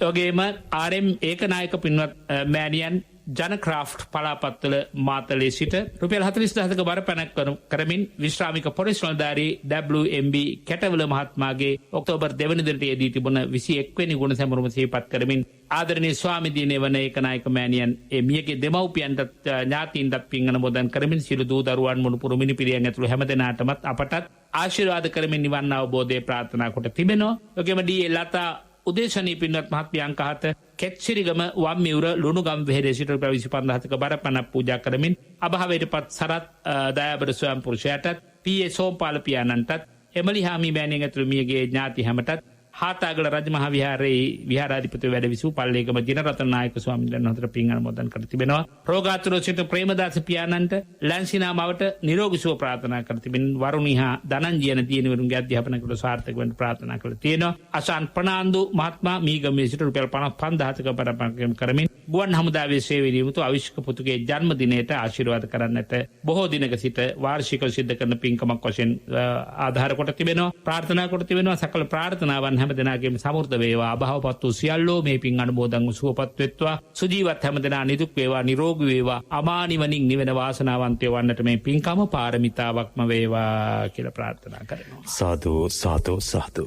ඒ ප්‍රාර්ථනාව පුණ්‍යානුමෝදනාවත් සමගින් අපි අද වැඩසටහනින් සමුගන්න මොහොතේ ඔබට දුරකථන අංක සිහිපත් කරන්නම් මේ විහාරස්ථානයේ ඔබ ලියා ගන්න 071 14 222 844 071 222 844 ඒ වගේම 033 22 24 384 033 22 24 384 070 13 14 625 අංකයක් විවෘතව තිබෙන ඒ සඳහා ආරාධනාවක් කරමින් අපි අද දවසේ වැඩසටහන වෙනුවෙන් වැඩම අවදාළ පූජනීය වන්දනීය අපේ නායක හාමුදුරුවෝ කැටවල හේමාලෝක නායක හාමුදුරන් වහන්සේට නිදුක් නිරෝගී දීර්ඝායුෂ උතුම් වූ ධර්මාවබෝධය ප්‍රාර්ථනා කරමින් අද වැඩසටහනින් මෙත් පාමුලෙන් සමුගන්නවා. රාත්‍රී 7ට සිටින තසපුවෙන් හමු වෙමු. හැම දිනාටම තෙරුවන් සරණයි.